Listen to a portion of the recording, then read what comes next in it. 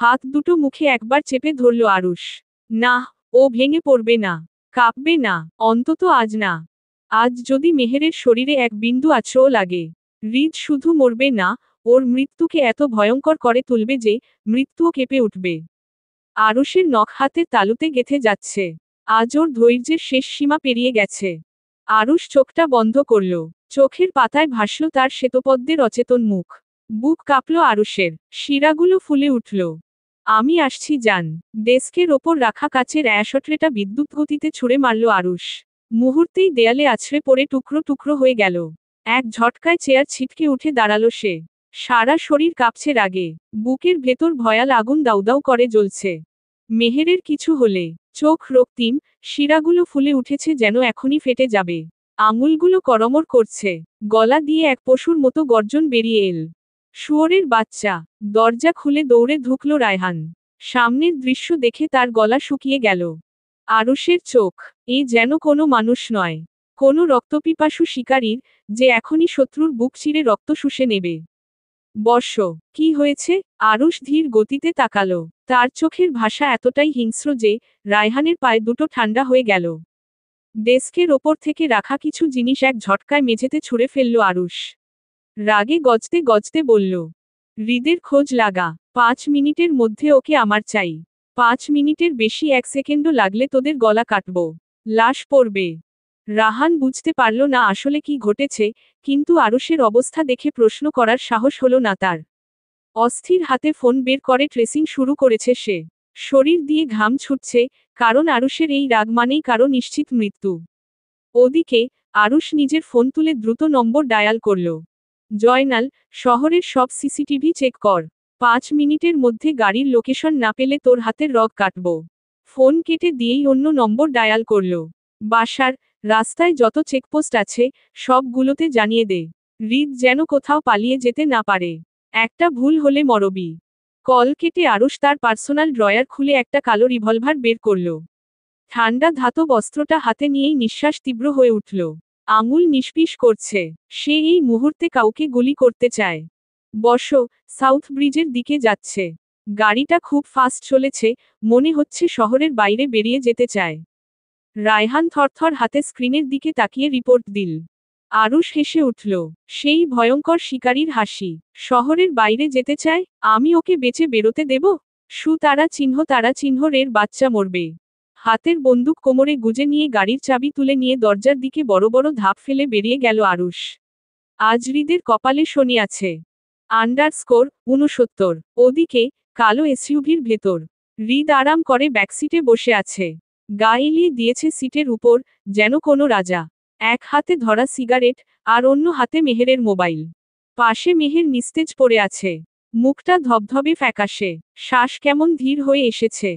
হৃদ ঠোঁটের কোণে বিকৃত হাসি ফুটিয়ে মেহেরের মোবাইলটা সুইচ অফ করল, তারপর পায়ের নিচে ফেলে সেটা পা দিয়ে পিষ্ট করল। মোবাইলটা মুহূর্তেই ভেঙে চূর্ণবিচূর্ণ হয়ে গেল। ব্রো, তোমাকে খুব খুঁজছে ভাবি। সে সিগারেটের ধোঁয়া ছাড়ল, তারপর ঠোঁট চাটতে চাটতে বলল, কিন্তু আমি এত সহজে ছাড়ব কেন? রাতের পার্টিটা জমবে, হা হা হা হা। হৃদ নিজের মোবাইল থেকেও আগের সিম কার্ড খুলে ভেঙে ফেলে দিল। নতুন খানা সিম পুরল। দাঁত কেলিয়ে হাসল। এবার ট্র্যাক করে দেখা। হৃদ মনে প্রফুল্লতা নিয়ে হাসছে। সেই হাসিটা একেবারে শয়তানের মতো। সারা শরীর উত্তেজনায় কাঁপছে। আজকের মতো খুশি ও জীবনেও হয়নি। অথচ হৃদ তখনও জানে না ওর জন্য কি অপেক্ষা করছে। _70। গাড়ির দরজা জোরে শব্দ তুলে লাগিয়ে দিয়ে চেপে বসে শক্ত হাতে স্টিয়ারিং চেপে ধরল আরুষ। সারা শরীর পেশির মতো শক্ত হয়ে গেছে, শিরাগুলো ফুলে উঠেছে ভয়ানক রাগে। এক্সিলেটরে চাপ দিতেই বিদ্যুৎ গতিতে ঝাঁপিয়ে পড়ল তার দানবাকৃতি গাড়ি। ট্রাফিক সিগন্যাল ওসবের তোয়াক্কা নেই। পাগলের মতো গতি তার।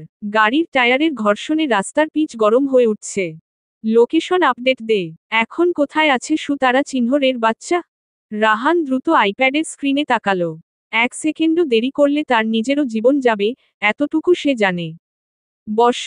গাড়িটা সাউথ ব্রিজ পার হয়েছে। তবে হঠাৎ স্ক্রিন ফ্রিজ হয়ে গেল। রায়হান ভয়ে চোখ বড় করল। ট্র্যাকিং সিগন্যাল হারিয়ে গেছে। কণ্ঠ শুকিয়ে গেছে। মনে হচ্ছে গলায় কোনো কিছু আটকে গেছে। হাতের তালু ঘামে ভিজে যাচ্ছে। লোকেশন পাচ্ছি না, মনে হচ্ছে সিম ভেঙে ফেলেছে। গর্জন করে উঠল আরুষ।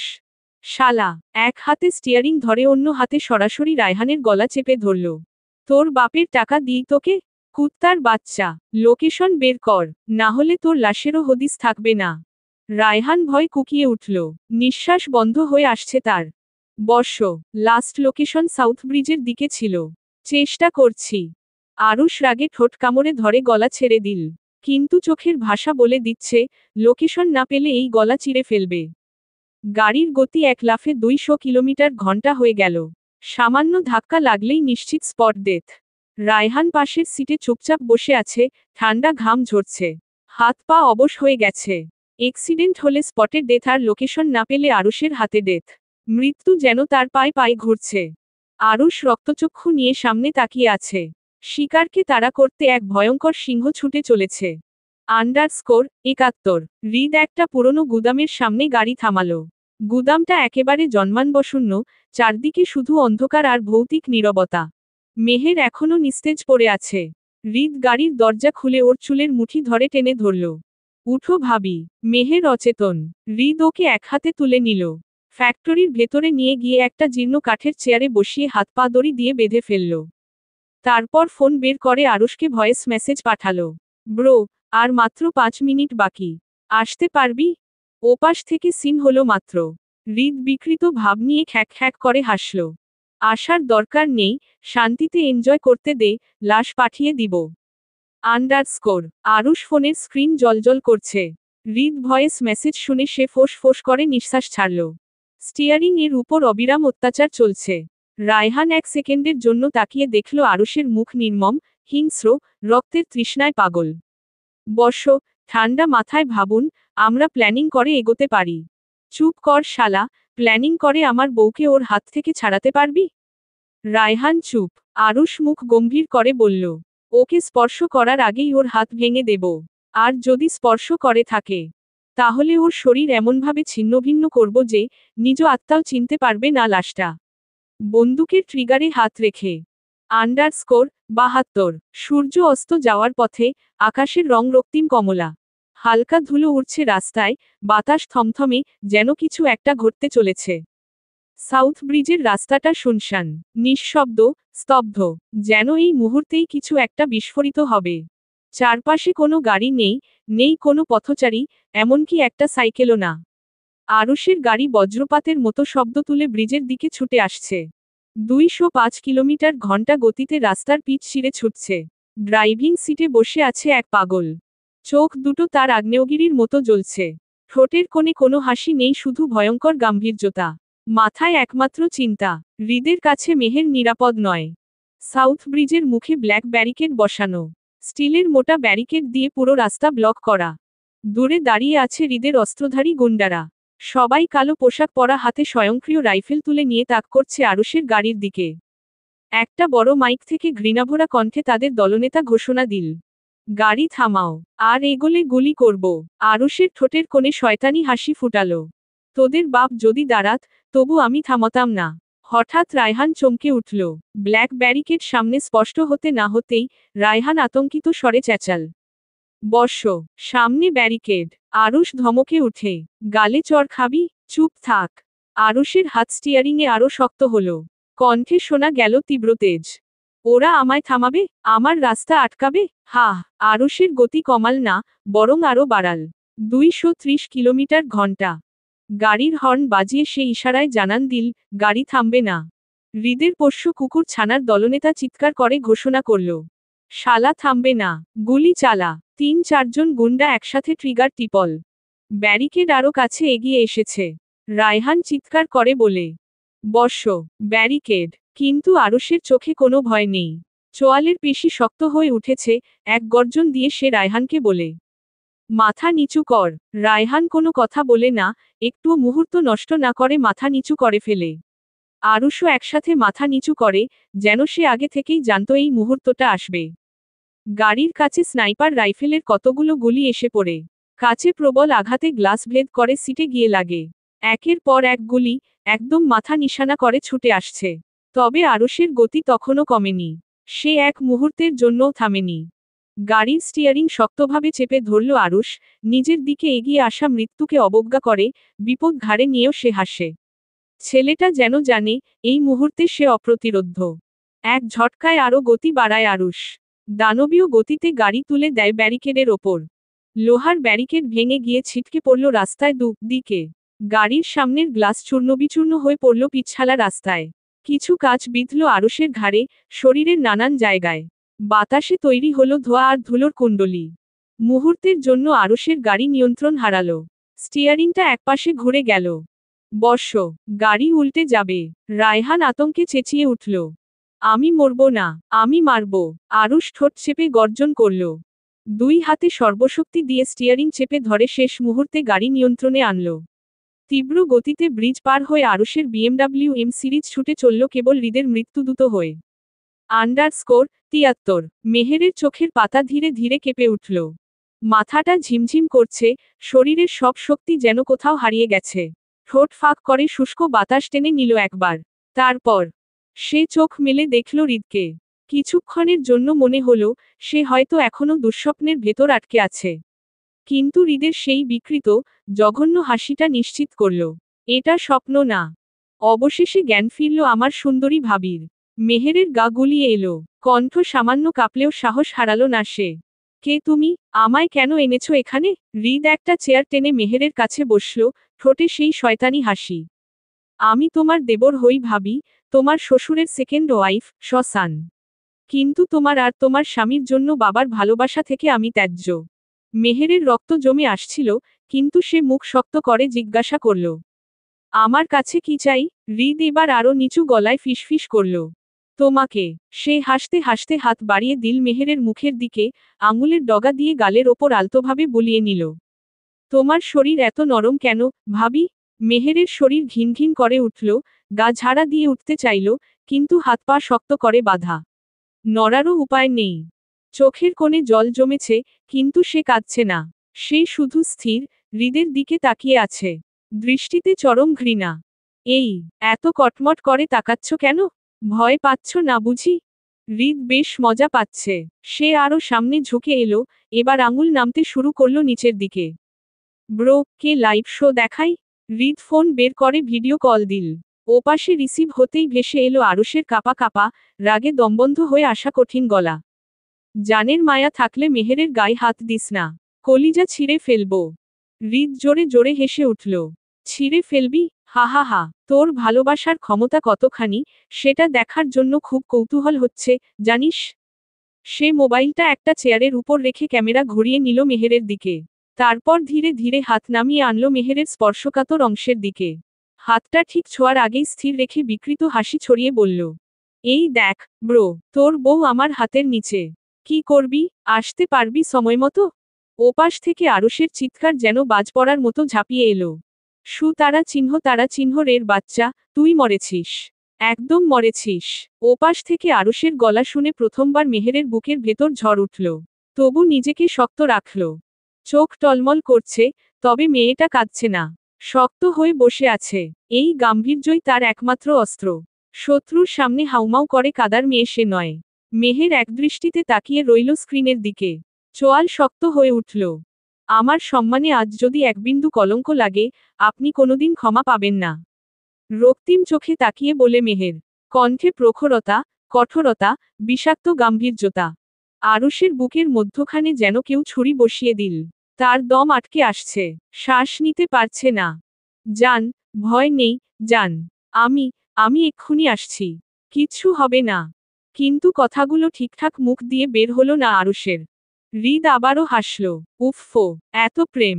আমার সত্যিই হিংসা হচ্ছে, ব্রো। ভাবিকে আরো আদর করতে ইচ্ছে করছে। এই বলে সে মেহেরের কাঁধে হাত রাখল, তারপর পিন আপ করা ওড়নাটা একটানে সরিয়ে নিল। মেহেরের শ্বাস বন্ধ হয়ে এলো। চিৎকার করল, কিন্তু ওর কণ্ঠস্বর কাঁপছে না। কেবল রাগে গোজগোজ করছে। ছোবে না, খবরদার না। হৃদ হাসতে হাসতে বলল, কেন? ছোঁয়ার অধিকার কি শুধু তোর স্বামীর? এতটুকু বলেই সে মেহেরের বুকের ওপর হাত রাখল।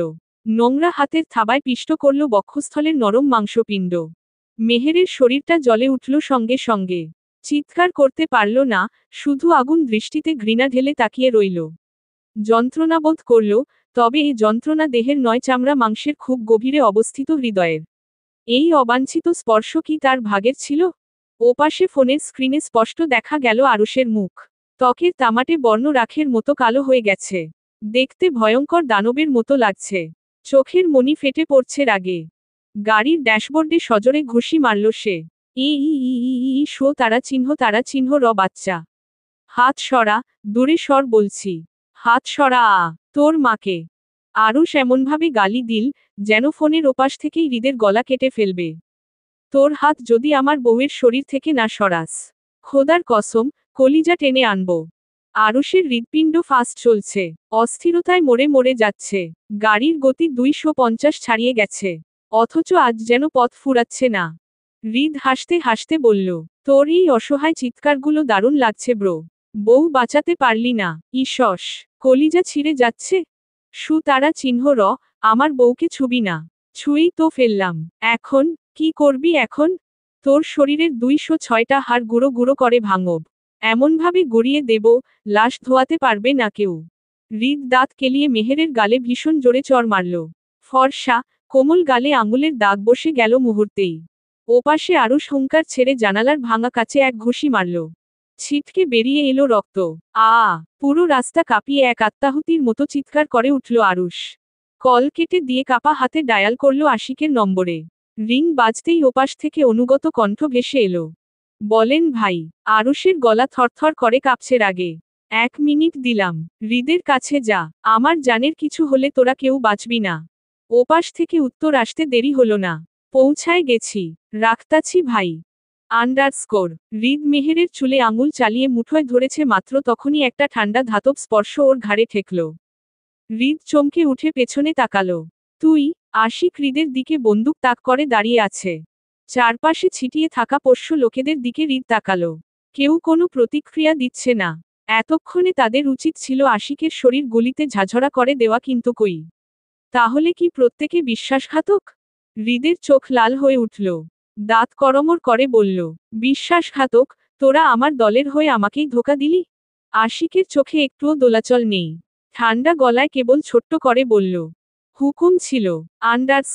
বিকট শব্দ, সন্ধ্যার নীরবতা ভেঙে চুরচুর হয়ে এলো। গাড়িটা সজোরে ধাক্কা মারল গেটে। লোহার গেট কেঁপে উঠল, ধুলো উড়ে ছড়িয়ে পড়ল চারপাশে। কতগুলো কাককাকা করে উঠে গেল গাছ থেকে। ধাম করে হওয়া শব্দে ভেতরে সবাই ইতিমধ্যে চমকে গেছে। আরুষের শখের গাড়ি ভেঙে ধোয়া উঠছে ইঞ্জিন থেকে। সে দ্রুত পা ফেলে হেঁটে গেল গুদামঘরে। সাদা শার্টের উপর ফর্মাল স্টাইলে চাপানো কোটটা ছুঁড়ে ফেলে দিল দূরে। বড় বড় ধাপ ফেলে এগোলো ভেতরের দিকে। আরুষের শরীরের দিকে দৃষ্টিপাত করলেই বোঝা যাচ্ছে কতটা ক্ষতবিক্ষত ছেলেটা। শরীরের নানা জায়গায় কাজ ঢুকে আছে। ডান হাত থেকে অনবরত রক্ত ঝরছে। ঘাড়ের একপাশে একটা গভীর ক্ষত, বড় সাইজের কাজ বিঁধে আছে সেখানে। রক্ত চুইয়ে পড়ে ভিজে যাচ্ছে সাদা শার্টের কলার। কপালের উপরে হালকা কাটা দাগ, ক্ষত শুকিয়ে এসেছে প্রায়। বের হওয়া ক্ষারীয় রক্তের ধারা গালের একপাশ দিয়ে গড়িয়ে পড়ছিল যেন একটু আগেই। সাদা শার্টে স্পষ্ট হয়ে উঠেছে লাল লাল কিছু রক্তের ছিটা।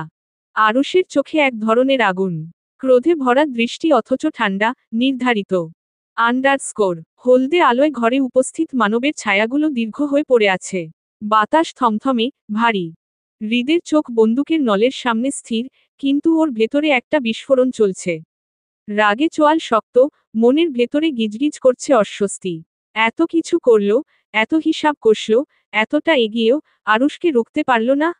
এবার কি হবে? ঠিক তখনই ঘরে প্রবেশ করল আরুষ। ভয়ঙ্কর, তীব্র, ধ্বংসাত্মক এক অবয়ব নিয়ে। চেহারায় জমাট বাঁধা অন্ধকার, চোখে সেই ভয়ানক শীতল আগুন। মুখের একপাশে রক্তের দাগ, কপালের ক্ষতে রক্ত জমে আছে, সাদা শার্টে ছোপ ছোপ লাল দাগ, এক বাহু রক্তে ভেজা। হৃদের শরীর শিউরে উঠল, যদিও চেহারায় সেটা ফুটিয়ে তুলল না। কিন্তু আরুষের চোখ এড়াল না। সে দেখল, বুঝল হৃদ ভয় পেয়েছে। একটুও দেরি না করে সপাটে একটা চড়। হৃদের মাথা কাত হয়ে গেল, মুখের একপাশ মুহূর্তে লাল হয়ে উঠল। এরপর আরেকটা আঘাত, সোজা নাকে। ওর নাকটা ফেটে গেল সঙ্গে সঙ্গে, গরম রক্ত গড়িয়ে পড়ল মুখে, কষে গলা দিয়ে একটা আর্তনাদ বেরিয়ে এলো। এরপরও আরুষ থামল না, হৃদকে ধাক্কা দিয়ে মাটিতে ফেলে দিল। তারপর সেই হাত, যে হাতে হৃদ মেহেরকে স্পর্শ করেছিল। আরুষের চোখ দুটো জ্বলজ্বল করছে, মুখ শক্ত। এক নিঃশ্বাসে পা তুলে সেই হাতখানা পিষে ফেলল। হৃদের মুখ থেকে বিকট চিৎকার বেরিয়ে এলো, শরীর কেঁপে উঠল যন্ত্রণায়। আরুষ এবারে হৃদকে ছেড়ে দিয়ে মেহেরের কাছে এসে হাঁটু ভেঙে বসল। চেয়ারে বাঁধা মেয়েটা স্থির বসে আছে। আরুষ ওর হাত পায়ের বাঁধন খুলে দিল। বাঁধন খুলেই মেহেরের গালে হাত রাখতে গেল, তখনই হাত বাড়িয়ে ধাক্কা দিয়ে এক মুহূর্তে আরুষকে সরিয়ে দিল মেহের। এই ছেলেটা আমায় স্পর্শ করল কেন? আপনি আগে কেন আসলেন না? আমার শরীরে হাত দিল কেন? আপনি আগে কেন আসলেন না? শান্ত, দৃঢ় হয়ে বসে থাকা মেয়েটা হঠাৎই ফেটে পড়ল। মেহেরের চিৎকারে কেঁপে উঠল সারা ঘর। আরুষ চুপ। সে জানে, এই ক্ষত বাইরের নয়, ভিতরের। এই আগুন এক মুহূর্তের নয়, এটা জমে থাকা আগুন। আর এই আগুনে সে নিজেও পড়ছে। মেহেরের চোখ জ্বলছে অভিমানে, যন্ত্রণায়। আরুষ ওকে পুনরায় উঠে গেলে আবার ধাক্কা দিল। আরুষ শক্ত করে জোরপূর্বক মেহেরকে চেপে ধরল। আঁকড়ে নিল বক্ষদেশে। মেহের প্রথমে ঠেলে সরিয়ে দিতে চাইল, কিন্তু আরুষ ছাড়ল না। আরুষের শরীরের উত্তাপে গলতে লাগল শক্ত মানবীর হৃদয়। এতক্ষণ দুঃখ আর অভিমানে আগুন হয়ে থাকা মেহের ঝরে পড়ল কান্নায়। আরুষকে জড়িয়ে ধরে শব্দ তুলে কাঁদল সে। আমায় ছুলো কেন? আপনি আগে কেন আসলেন না? আমায় ছুলো কেন? উদ্ধৃতি চিহ্ন। আরুষের বুকের ভেতর আগুনের জ্বলন। মেহের থেমে থেমে কাঁদছে। এই দস্যি মেয়েটার কান্না তার বুকে প্রতিবার ছুরির মতো আঘাত হানে। যার চোখের আগুন আরুষের তেজের সাথে পাল্লা দিয়ে চলে, তার চোখের জলেও যে ওর হৃদয় কাঁপে।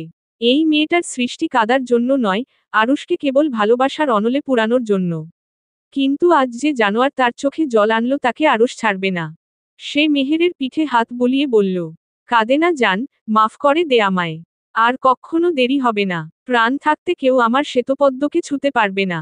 শান্ত হ জান। মেহের শান্ত হলো না, শার্ট খামচে ধরে চোখ ভাসালো। কতদিন সে মন ভরে কাঁদে না। পৃথিবীর সকল দুঃখ বুঝি তার বুকের উপর ভর করেছে। কয়েক মিনিট পেরোলে আসতেই মেহেরের কান্নার গতি থেমে এলো, থামতে থামতে একদম চুপ হয়ে গেল সে। আরুষ টের পেল, মেহের ক্লান্ত হয়ে ঘুমিয়ে পড়েছে। সে নিঃশব্দে মেয়েটাকে কোলে তুলে নিল। তারপর হৃদের দিকে হিংস্র চাহনি ফেলে এক পলক চাইল। অতঃপর আশিকের উদ্দেশ্যে বলল, এটাকে তুলে নিয়ে টর্চার সেলে ফেলে আয়। জল্লাদকে বলবি আমার ফুলকে স্পর্শ করা ওই পাপী হাতটাকে ফুটন্ত পানিতে সিদ্ধ করতে দিতে। আমি এসে চামড়া ছাড়াব। আরুষ বেরিয়ে গেল ঘর থেকে। আর হৃদের কম্পমান আত্মা ধকধক করছে। শরীরে এখনই যেন জ্বর চলে আসে। অথচ সে জানেই না এটা কেবল শুরু ছিল। আরুষ নিঃশব্দে দরজা বন্ধ করল। ঘরটা ক্ষীণ আলো আধারের মিশেলে আবছা, তবে সবকিছু স্পষ্ট। জানালার ফাঁক দিয়ে চাঁদের আলো এসে পড়ছে বিছানায়। মেহেরকে শুইয়ে দিতেই চাঁদের আলোর খানিকটা এসে পড়ল মেহেরের শান্ত মুখে। কাঁদতে কাঁদতে ক্লান্ত হয়ে ঘুমিয়ে পড়া মেয়েটার শুকিয়ে যাওয়া ঠোঁট, চোখের জল, সবকিছুই ওর ব্যথার আলামত বইছে। আরুষ ধীরে ধীরে ওর দিকে ঝুঁকল। মেহেরের শ্বাস প্রশ্বাস একদম ধীর, বুকটা উঠানামা করছে নিয়মিত ছন্দে। মেহেরের ফর্সা গালের উপর লালচে একটা দাগ, হৃদের আঙুলের চাপের দাগ। আগুন জ্বলে উঠল আরুষের বুকে। মন প্রশ্ন করল, আর কোথাও আঘাত নেই তো?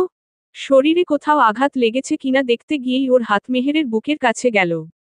তখনই মেহের ধরফরিয়ে উঠে বসে ধাক্কা দিয়ে সরিয়ে দিল ওকে। কি করছেন আপনি? এক মুহূর্তের জন্য থমথমে আবেশের সৃষ্টি হলো পরিবেশে। আরুষ চোখের পলক ফেলল না, কেবল ফিসফিস করে বলল, বাধা দিও না জান, আমায় দেখতে দাও, তোমার কোথায় কোথায় লেগেছে। মেহেরের চোখ জ্বলে উঠল ক্ষোভে। কেন? মলম লাগাবেন? মলম লাগালেই আপনার ব্যর্থতা ঘুচে যাবে? আমার স্মৃতি থেকে মুছে যাবে বিষ ব্যথার অনুভূতি? আপনি পারবেন মুছতে? পারলে বলুন, আমি জামা সরাচ্ছি। মেহেরের কণ্ঠস্বরে ছুরির ফলা, শীতল, ধারালো, ক্ষোভে ভর্তি। যেন রাগে পাগল হয়ে গেছে মেয়েটা। আরুষ অসহায় দৃষ্টিতে তাকিয়ে রইল। একটা দীর্ঘশ্বাস বেরিয়ে এলো ওর ঠোঁট চিরে। এরপর ধপ করে হাঁটু গেড়ে বসে পড়ল মেহেরের সামনে। আমি সত্যি ব্যর্থ, জান। কিন্তু আমি বসে থাকব না। তোমার শরীরের একটা দাগের বিনিময়ে হাজারটা ক্ষত আমি ফিরিয়ে দিব। ওর চোখে আগুন, তীব্র প্রতিশোধের আগুন। কণ্ঠস্বরের ভারটা তীব্র, অর্থাৎ হাওয়ায় ছুড়ে দেওয়া কথা নয়। এই কথা রাখা হবে, হবেই। ঘরের বাতাসে কেবল মেহেরের শ্বাসপ্রশ্বাসের শব্দ। রাগ, অভিমান আর ক্ষোভ একসঙ্গে ওর শরীরের প্রতিটা কোষ জলে পুড়ে ছাই হয়ে যাচ্ছে। আরুষ সামনে বসে, কিন্তু ওর দৃষ্টি যেন মেহেরকে ছুতে পারছে না। মেহেরের সারা শরীর রাগ, অভিমান, ঘৃণা, ক্লান্তি মিশে একসঙ্গে দাউদাউ করে জ্বলছে। মেহের দাঁতে দাঁত চেপে বলল, বেরিয়ে যান আমার চোখের সামনে থেকে। আমার জীবনের প্রত্যেকটা কালরাত্রি আপনি ডেকে এনেছেন। দুদিন পরপর কেউ না কেউ আমায় তুলে নিয়ে যাচ্ছে, গায়ে হাত দিচ্ছে, বেঁধে রাখছে, নোংরা কথা বলছে। ওর কণ্ঠস্বর কাঁপল, চোখের গর্তে জল জমল। আজকে একটুর জন্য আমি ধর্ষিত হয়নি মিস্টার শেখ। নয়তো ক্ষতবিক্ষত শরীর নিয়ে এতক্ষণে হাসপাতালে জীবিত কিংবা মৃত পড়ে থাকতাম। আপনি বুঝতে পারছেন, আপনি আমার জীবনের কত বড় অভিশাপ? আর কত, আর কত, আমার ক্লান্ত লাগে। শেষ কথাটা বলতে গিয়ে সমস্ত শক্তি হারিয়ে ফেলল মেয়েটা। উত্তেজিত শরীরটা ধীরে ধীরে ঝিমিয়ে পড়ছে, ভারী পেটে ব্যথা করছে। কিন্তু এই সমস্ত যন্ত্রণার তুলনায় মাথার রাগটা আরো বেশি জ্বলে উঠছে। আরুষ চুপচাপ বসে রইল কিছুক্ষণ। অতঃপর ধীরে ধীরে উঠে দাঁড়িয়ে গভীর দৃষ্টিতে তাকালো মেহেরের মুখে। চোখে দুঃখ, অনুশোচনা। একটু এগিয়ে এসে নিচু গলায় বলল, মেহের জান, আমি জানি, আমি তোমার জীবনের অভিশপ্ত অধ্যায়। কিন্তু আমার জন্য তুমি ধর্ষিত হতে, এটা তোমার ভুল ধারণা। আরুষ এবার চোখ নামিয়ে নিল। গলার স্বর আরো গভীর হল। আজকাল অহরহ ধর্ষণ হচ্ছে। তাদের জীবনে আমি নামক অভিশাপ নেই, তাদের কোনো শত্রু নেই। তাদের সহজ জীবনে কেন তবে দুর্ঘটনা ঘটছে? একটা দীর্ঘ নিঃশ্বাস নিল ও। আবারও বলল, ও তোমায় এর চেয়ে বেশি ছুতে পারত না। কেউ পারবে না, কারণ অপরাধীরা ভয় পায় আমার মতো অভিশাপকে। আমি মরে গেলেও তোমায় কখনো অরক্ষিত করে যাব না, জান। আমার ওয়াদা রইল। কথাগুলো এমনভাবে বলল, যেন নিজের জীবন দিয়ে হলেও এই প্রতিজ্ঞা রক্ষা করবে আরুষ। মেহের তাকিয়ে রইল শূন্য দৃষ্টিতে। ঠোঁট কাঁপছে, কিন্তু কথা বলতে পারছে না। ওর কষ্ট, রাগ, ঘৃণা, সবকিছুর মাঝে কোথাও একটা অদ্ভুত অনুভূতি খেলা করছে, যা ও নিজেই বুঝতে পারছে না। মানসিক দ্বন্দ্ব নিয়ে মেহের চুপচাপ বসে থাকল প্রায় অনেকক্ষণ। চোখে মুখে অবসাদ, দুঃখ আর যন্ত্রণার ছায়া। আরুষ ধীর পায়ে উঠে গিয়ে এক গ্লাস গরম দুধ ও পেইন কিলার নিয়ে এলো। মেহেরের পাশে বসে, গ্লাসটা মেহেরের সামনে ধরে বলল, হা করো। মেহের ঠোঁটে এক টুকরো ব্যঙ্গাত্মক হাসি টেনে বলল, আপনার এই পেইন কিলার আমার অন্তরের ব্যথা কমাবে না মিস্টার শেখ। এটাকে সরান, নয়তো ছুঁড়ে মারব। শেষ কথাটা গর্জন করে বলল সে। আরুষ গভীরভাবে ওর চোখের দিকে তাকিয়ে রইল। হতাশ সুরে বলল, তোমার মনের ব্যথা দূর করার সাধ্য আমার নেই, জান। কিন্তু শরীরের ব্যথা আমি সহ্য করতে দেব না। একটু খাও প্লিজ। আমার চ্যাম্পের কি দোষ বলো? আমার করা ভুলের শাস্তি ওকে তুমি দিও না। অনেকক্ষণ কিছু খায়নি, একটু খেতে দাও। তুমি না মা? শেষ কথাটায় আবেগের বাস। অস্পষ্ট এক করুণ সুর হয়ে বেজে গেল। মেহেরের রাগ যেন এক নিমেষে গলে পড়ল।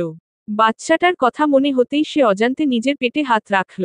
চোখ দুটো টলমল করছে। আজ যদি বাবুটার কিছু হয়ে যেত। কোনো বাকবিতণ্ডায় না গিয়ে মেহের চুপচাপ গ্লাসটা হাতে তুলে নিল। ধীরে ধীরে দুধ ও পেইন কিলার গিলে ফেলল। আরুষ মৃদু স্বস্তির নিঃশ্বাস ফেলে মেহেরের হাতটা আলতো করে ধরল। গভীর অনুরোধ ঝরে পড়ল কণ্ঠে। শেষবার তোমায় একবার দেখব মেহেরজান। আজ কোনো যৌনতা নয়, আমার শ্বেতপদ্মের গায়ের দাগটুকু দেখব। তুমি বললে এরপর আর কখনোই না। প্লিজ, একটু অনুমতি দাও। বুক জ্বালা করছে জান। আরুষের গলায় অপার্থিব আকুলতা, ব্যথা। আর কিছু একটার আরতি। মেহেরের মন একটু নরম হলো। অনেকক্ষণ পর পেটে দানাপানি পোড়ায় শরীর ছেড়ে দিচ্ছে তার। কথা বলতেও ভালো লাগছে না। কি মনে করে যেন দীর্ঘশ্বাস ফেলে শরীর থেকে ভূষণ সরালো সে। লাইটের ম্লান আলোয় মেহেরের ডান কাঁধের স্ক্যাচমার্ক দেখা গেল। পিন আপ করা ওড়নায় জোরে টান পোড়ায় পিনের খোঁচায় ছুলে গেছে চামড়া। আরুষের চোখ স্থির হলো বক্ষস্থলের ত্বকে নখ বসানো লালচে দাগগুলোতে। আর কোথাও কোনো চিহ্ন নেই। কেবল গালে। শিউরে উঠল আরুষের শরীর, জানোয়ারটা কত জোরেই না পিষ্ট করেছে। ঈশ্বস। বুকের ভেতর কুটকুট করে ব্যথা শুরু হলো। এক প্রহর চেয়ে থেকে ঘৃণায় চোখ সরিয়ে ফেলল আরুষ। এই ঘৃণা তার নিজের প্রতি। সত্যি তার ভুলের ক্ষমা হয় না। এই দাগ মেয়েটার তো প্রাপ্য ছিল না। কখনোই না। আরুষের চোখের রং এক নিমেষে পাল্টে গেল, রক্তবর্ণ ধারণ করল। ফুসফুস যেন নিঃশ্বাস আটকে রেখেছে। আরুষ জানে না, জানোয়ারটার মৃত্যু কত ভয়ানক হবে। শুধু এতটুকু জানে যতটা সে তাকে দেওয়ার পরিকল্পনা করছে তার চেয়েও শতগুণ ভয়ানক। নীরবে মেহেরের গায়ের ওপর চাদর টেনে দেয় সে। মেয়েটার কোমল গালে আঙুল ছোঁয়ায়, এই ক্ষতবিক্ষত মনে কিছুটা যদি শান্তি দিতে পারত। অথচ নিজেই ভেতর ভেতর এক গভীর ব্যথায় ডুবে আছে। ধীরে ফিসফিস করে প্রশ্ন করে আরুষ।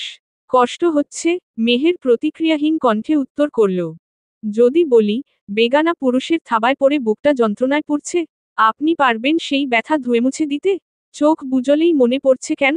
বারবার মনে হচ্ছে, হাতটা আমার বুকে। আবার, আবার পিষ্ট হচ্ছে। আমি কবে ভুলবো? একটা মুহূর্ত আর সহ্য করতে পারল না আরুষ।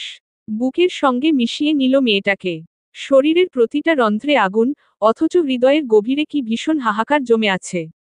এত কষ্ট হচ্ছে কেন তার মেয়েটার জন্য? প্রেম নাকি নেশা, নাকি মৃত্যুর মতো সর্বগ্রাসী কিছু ছুঁয়েছে মন? মেহের ফিসফিস করে বলল, আমায় একটু বাথরুমে নামিয়ে দিয়ে আসবেন? হাঁটার শক্তি পাচ্ছি না, ঘিন ঘিন করছে শরীর। একটু অ্যাসিড হতো না, চামড়া তুলে ফেললে হয়তো, হয়তো শান্তি লাগত। আরুষ শক্ত করে আঁকড়ে ধরল ওকে। কণ্ঠে করুণ অনুরোধ ঝরে পড়ল। জান রে, চুপ কর। সহ্য হচ্ছে না, নামিয়ে দিয়ে আসুন। ফিসফিস কণ্ঠে। আরুষ আর এক মুহূর্ত দেরি করল না। কোলে তুলে নিয়ে বাথরুমের দরজা পর্যন্ত নিয়ে গেল। দরজাটা একটু ভিড়িয়ে দিয়ে দেওয়ালে ঠেস দিয়ে দাঁড়িয়ে রইল। হৃদয়ের ভেতর জমে থাকা ব্যথা ধীরে ধীরে প্রতিশোধের তাড়নায় রূপ নিচ্ছে। হিসেব কষতে লাগলো সে কতটা কষ্ট দিলে, কতটা ঘৃণা জমলে এই বুকের আগুন নিভবে। হঠাৎ ভেতর থেকে চাপা কান্নার শব্দ এলো। আরুষের খেয়াল ভাঙল। মেহের কাঁদছে, চোখ মুখ শক্ত করে, এক প্রচণ্ড রাগে দেওয়ালে নিজের হাত পরপর ঘুষি মারল আরুষ। কাছে কাটা হাতটা রক্তাক্ত হলো পুনরায়, অথচ ব্যথা অনুভব করল না। প্রতিশোধের জ্বালার কাছে ব্যথা, এই রক্ত কিছুই নয়। এই দুঃসহ রাতের জন্য, মেহেরের এই দশার জন্য আজ শুধু সে দায়ী। দায়ভার টলানোর দায়িত্বটাও তারই। Dash dash dash. প্রায় আধ ঘন্টা পর মেহের বের হলো। সাদা সালোয়ারে ভেজা চুলের টপটপে পানি পিঠ ভিজিয়ে দিয়েছে। মন ভালো থাকলে হয়তো এই সর্বনাশা সৌন্দর্য মাতাল করে দিত। কিন্তু এখন ওর ভেতর কেবল অস্থিরতা, অনুতাপ, ব্যথা কাজ করছে। মেহের ধীরে বিছানায় বসল। কমফোর্টার টেনে নিল গায়ে। তারপর একদম স্বাভাবিক গলায় বলল, এসি বন্ধ করুন, ঠান্ডা লাগছে। আরুষ চমকে উঠল। এই তো একটু আগে বাথরুমের ভেতর কান্নায় ভেঙে পড়েছিল মেহের। আর এখন? কোনো আবেগ নেই, কোনো কম্পন নেই। এতটা দ্রুত নিজেকে গুছিয়ে নিল সে। বিস্ময় নিয়ে তাকিয়ে থাকে আরুষ। তার মনে হয় এই মেয়েটা আগুনের মতো। সবকিছু পুড়িয়ে শেষ করে দিতেও পারে, আবার ছাইয়ের নিচে নিঃশব্দে লুকিয়ে থাকতেও পারে। কি আশ্চর্য সে! এসি বন্ধ হতেই কক্ষের কৃত্রিম বাতাস থেমে গেল। নিস্তব্ধতার মাঝে মেহের একমনে জানালার বাইরে তাকিয়ে আছে। বাইরে অন্ধকার আকাশ, নিস্তব্ধ রাত, আর ভেতরে অভ্যন্তরীণ ঝড়। ওর কণ্ঠটা অনুভূতিহীন, নির্জীব। আমার মোবাইলটা কি পাওয়া যাবে? মিসিং, খুব দরকারি কিছু ডকুমেন্ট ছিল। আরুষ গভীর দৃষ্টিতে তাকালো মেয়েটার দিকে। আচ্ছা, দেখব।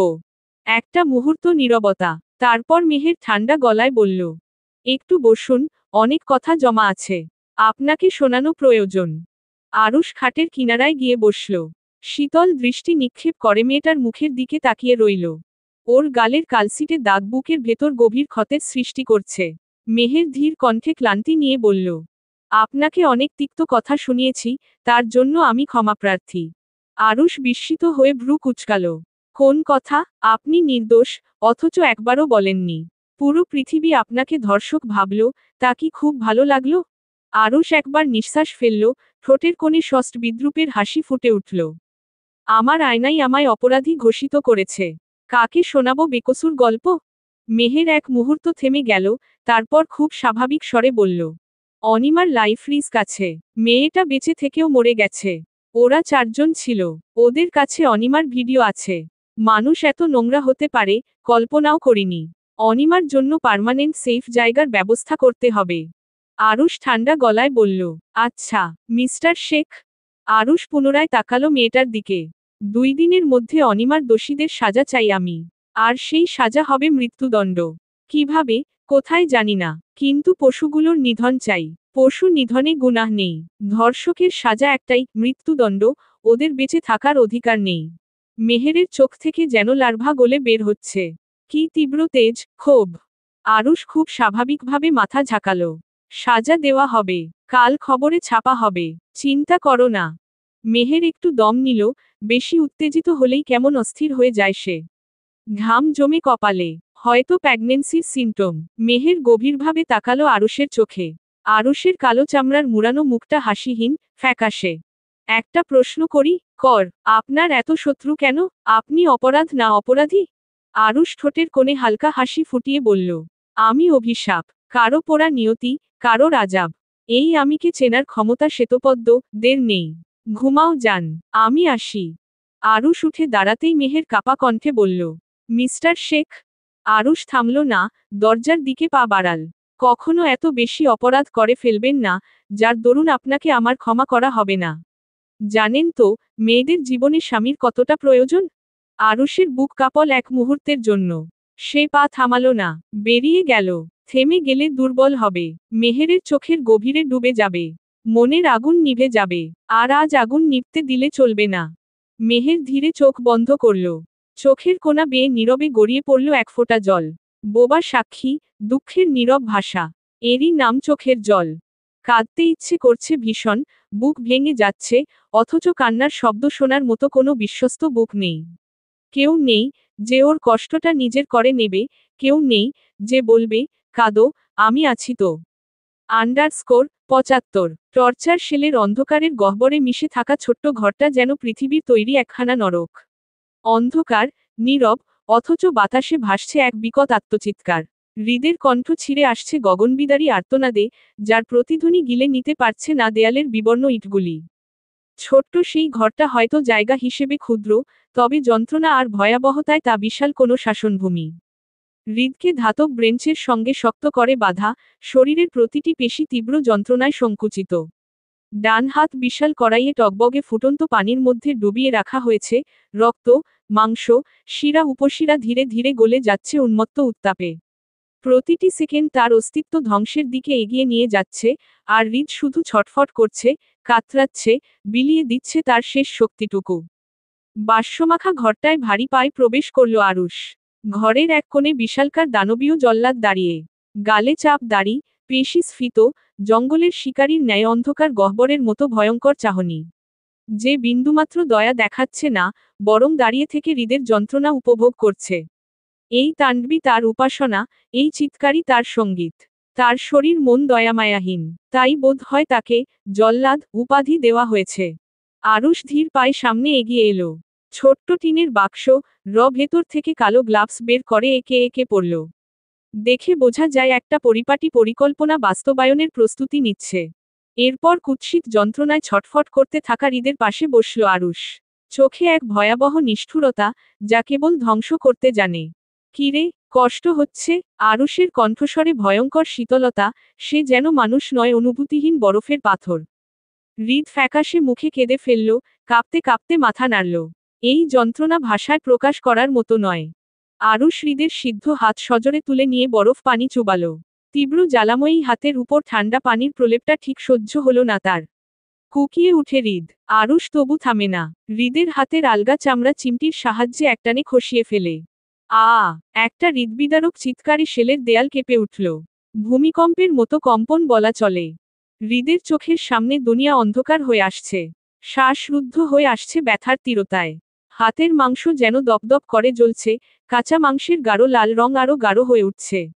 স্নায়ুর প্রতি প্রান্ত থেকে ব্যথার তীক্ষ্ণ সুই ঢুকে যাচ্ছে শরীর জুড়ে। ঘামের সঙ্গে কাঁপতে থাকা হৃদের ঠোঁট কেঁপে কেঁপে ওঠে। চোখের সামনে ঝাপসা অন্ধকার ঘনীভূত হয়। নিঃশ্বাস নিতে গেলেই বুকের ভেতর থেকে একটা চাপা গোঙানি বেরিয়ে আসে। হৃদের মনে হচ্ছে, হাতটা আর ওর শরীরের অংশ নয়, একটা কেটে ফেলা জ্বলন্ত মাংসপিণ্ড মাত্র। রুম টেম্পারেচারও এখন বিষাক্ত মনে হচ্ছে তার, কেননা সেটাও ক্ষতস্থান ছুঁয়ে আরও গভীর যন্ত্রণা ছড়িয়ে দিচ্ছে। বুকভর্তি কান্না দলা পাকিয়ে উঠছে, কিন্তু ব্যথার চেয়েও বেশি আতঙ্ক ওর মনের কোণে চেপে বসেছে। এরপর কি হবে? আরুষ কি একটু রেহাই দেবে তাকে? কিন্তু না, আরুষ থামল না। সে বাম হাত দিয়ে হৃদের চুল শক্ত মুঠোয় চেপে ধরল, ঠিক যেন একটা বন্য সিংহ শিকারের গলায় দাঁত বসিয়েছে। গর্জে উঠল, আমার ফুলকে ছোঁয়া খুব বড় ভুল হয়েছে তোর, তারা চিহ্ন রের বাচ্চা। যে হাত আমার ফুলের কোমলতা উপভোগ করেছে সে হাত আজ আস্ত থাকবে না।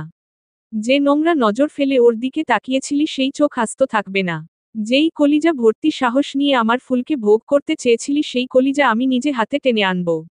ওর গায়ে হাত দেওয়ার দুঃসাহস কিভাবে হলো তোর? উদ্ধৃতি চিহ্ন। আরুষের গর্জনে পুরো ঘর কাঁপল, যেন ভূমিকম্প নেমে এসেছে। হৃদ শ্বাস নিতে পারছে না, তার গলা শুকিয়ে কাঠ হয়ে গেছে। ভুল হয়ে গেছে, ভাই। ভাই মাফ করে দাও। কণ্ঠে অসহায় আর্তনাদ। ভয় পাচ্ছিস? তোর না কলিজা বড়? দম ফুরিয়ে গেল? আরুষ এরপর ঠান্ডা গলায় প্রশ্ন করল। অনিমাকে রেপ করেছিলি কেন? হৃদের ঠোঁট কাঁপছে, গলা শুকিয়ে গেছে, কিন্তু কোনোমতে ফিসফিস করে বলল, তোমাকে ফাঁসানোর জন্য। ভুল হয়ে গেছে, প্লিজ, আমাকে যেতে দাও। আরুষের চোখে একরাশ ঘৃণা দেখা গেল। আরও কঠিন কণ্ঠে বলল, কতজন ছিল সাথে? হৃদ হাউমাউ করে কাঁদতে কাঁদতে বলল, তত 3 জন। আরুষ ধীর পায়ে উঠে দাঁড়ালো, পকেট থেকে হৃদের মোবাইল বের করল।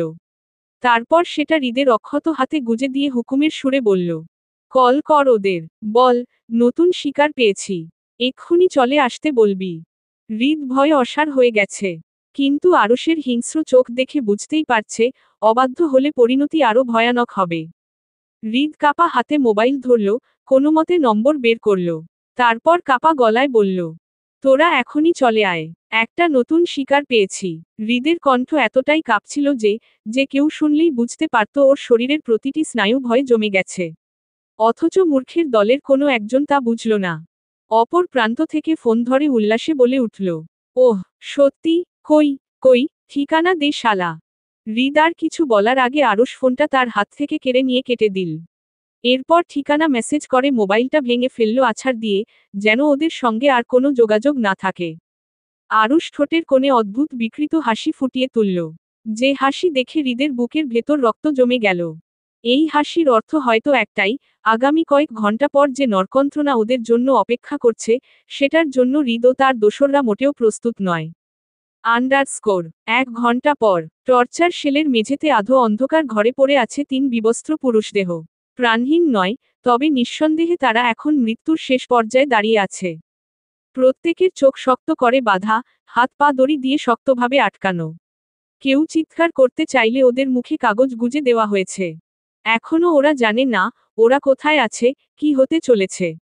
তারপরই, আচমকা, হৃদবিদারক এক তীব্র চিৎকারে কেঁপে উঠল গোটা সেল। ওদের চোখের বাঁধনও খুলে দেওয়া হলো সঙ্গে সঙ্গে। অন্ধকারের অভ্যস্ত চোখগুলো ধীরে ধীরে সামনের দৃশ্য দেখতে শুরু করল। ওরা দেখল, হৃদ মেঝেতে পড়ে কাঁপছে, 2 হাত অ্যাসিডে চুবানোর ফলে বিশ্রীভাবে ঝলসে মাংস বেরিয়ে এসেছে, রক্তে ভিজে যাচ্ছে ঘরের মেঝে। ওদের গলাগুলো শুকিয়ে গেল। হৃদের মুখ দেখে বোঝা যাচ্ছে, ও আর মানুষ নেই। ও এখন কেবল এক বিকৃত যন্ত্রণার জীবন্ত উদাহরণ। একজন আতঙ্কে হাঁপাতে হাঁপাতে বলল, হৃদ, এ কি হয়েছে তোর?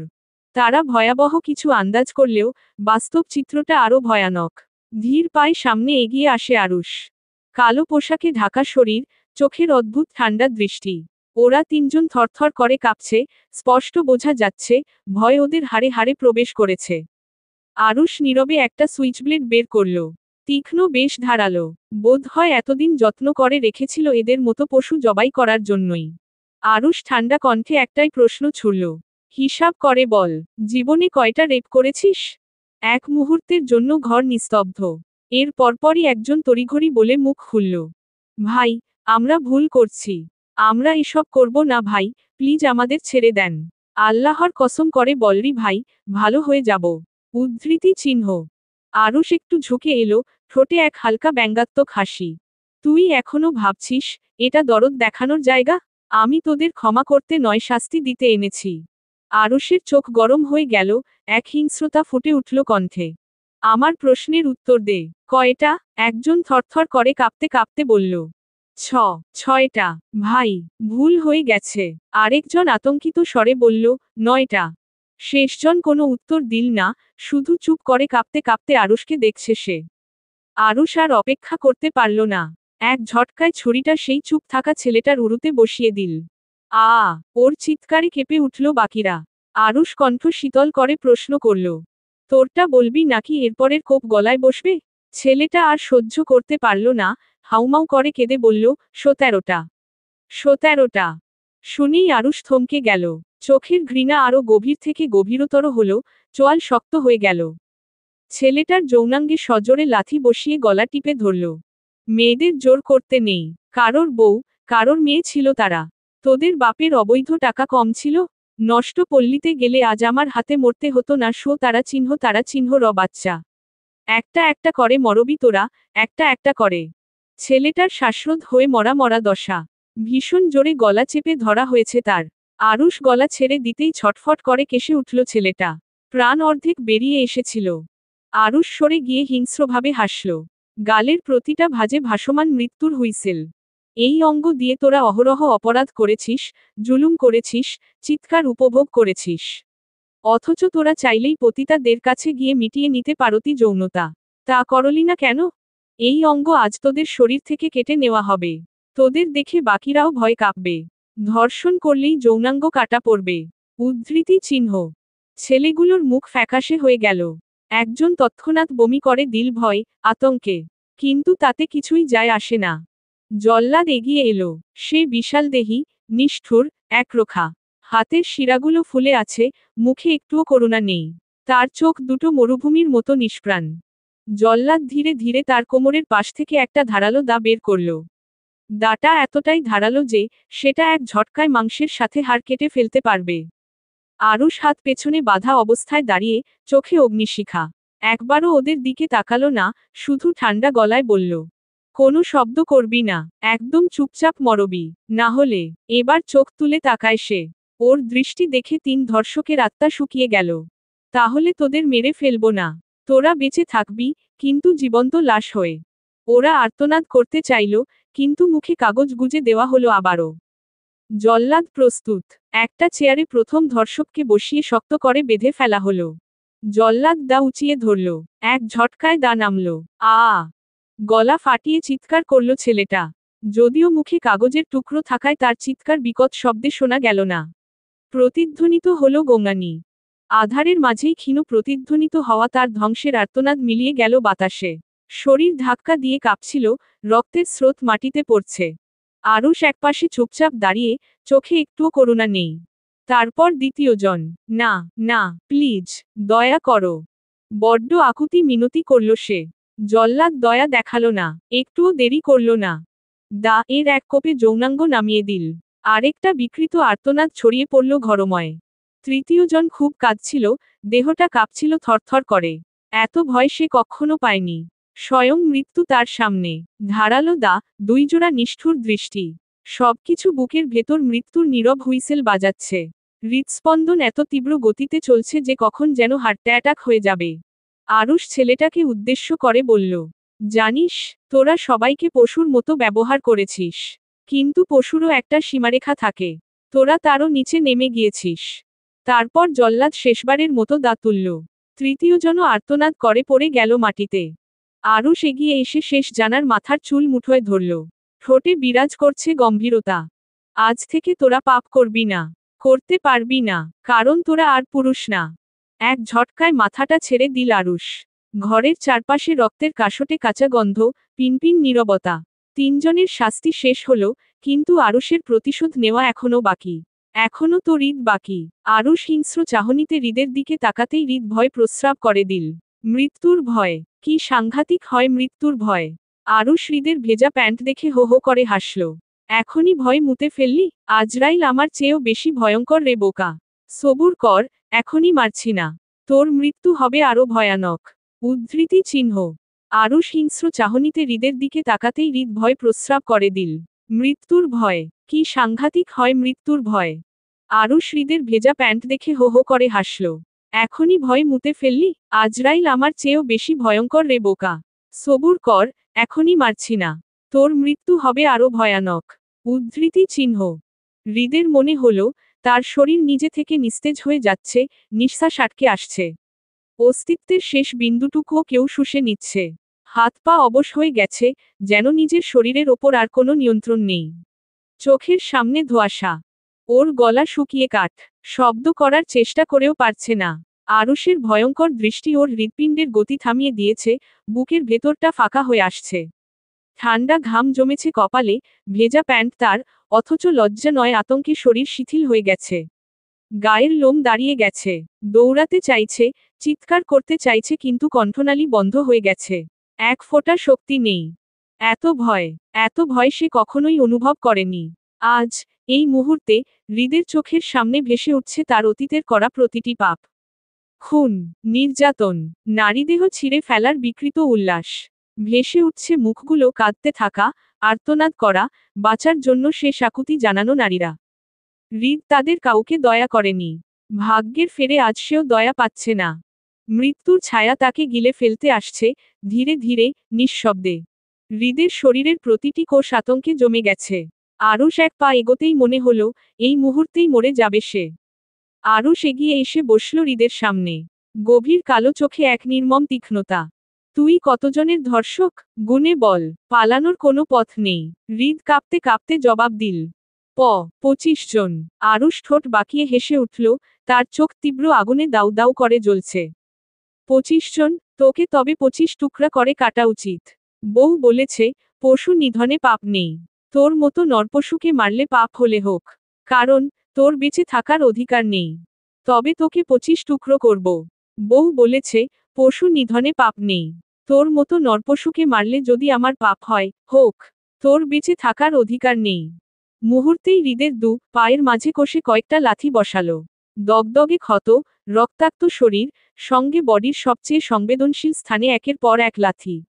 আরারুশো, মারিস না, প্লিজ। হৃদের প্রাণ বেরিয়ে যাওয়ার ন্যায় যন্ত্রণা হচ্ছে। কানের পর্দা ফাটিয়ে হৃদ চিৎকার করছে। ব্যথা যেন শিরদাঁড়া দিয়ে বিদ্যুৎ গতিতে ছুটছে। পুরো শরীরের প্রতিটা পেশি একসঙ্গে কাঁপছে। ছটফট করে কাঁদছে, মাটিতে গড়াগড়ি খাচ্ছে। জীবনে যত পাপ উপভোগ করেছে, আজ সব যেন তার পাপের সাজা হয়ে ফিরে আসছে। আরুষ থামল। ব্যাক পকেট থেকে মোবাইল ফোন বের করে কাকে যেন ভিডিও কল করল। কল রিসিভ হতেই ক্যামেরা হৃদের দিকে ঘুরালো। আয়েশা খন্দকার। প্রথমে তিনি চমকে উঠলেন হৃদের ভয়ার্ত, আধমরা চেহারা দেখে।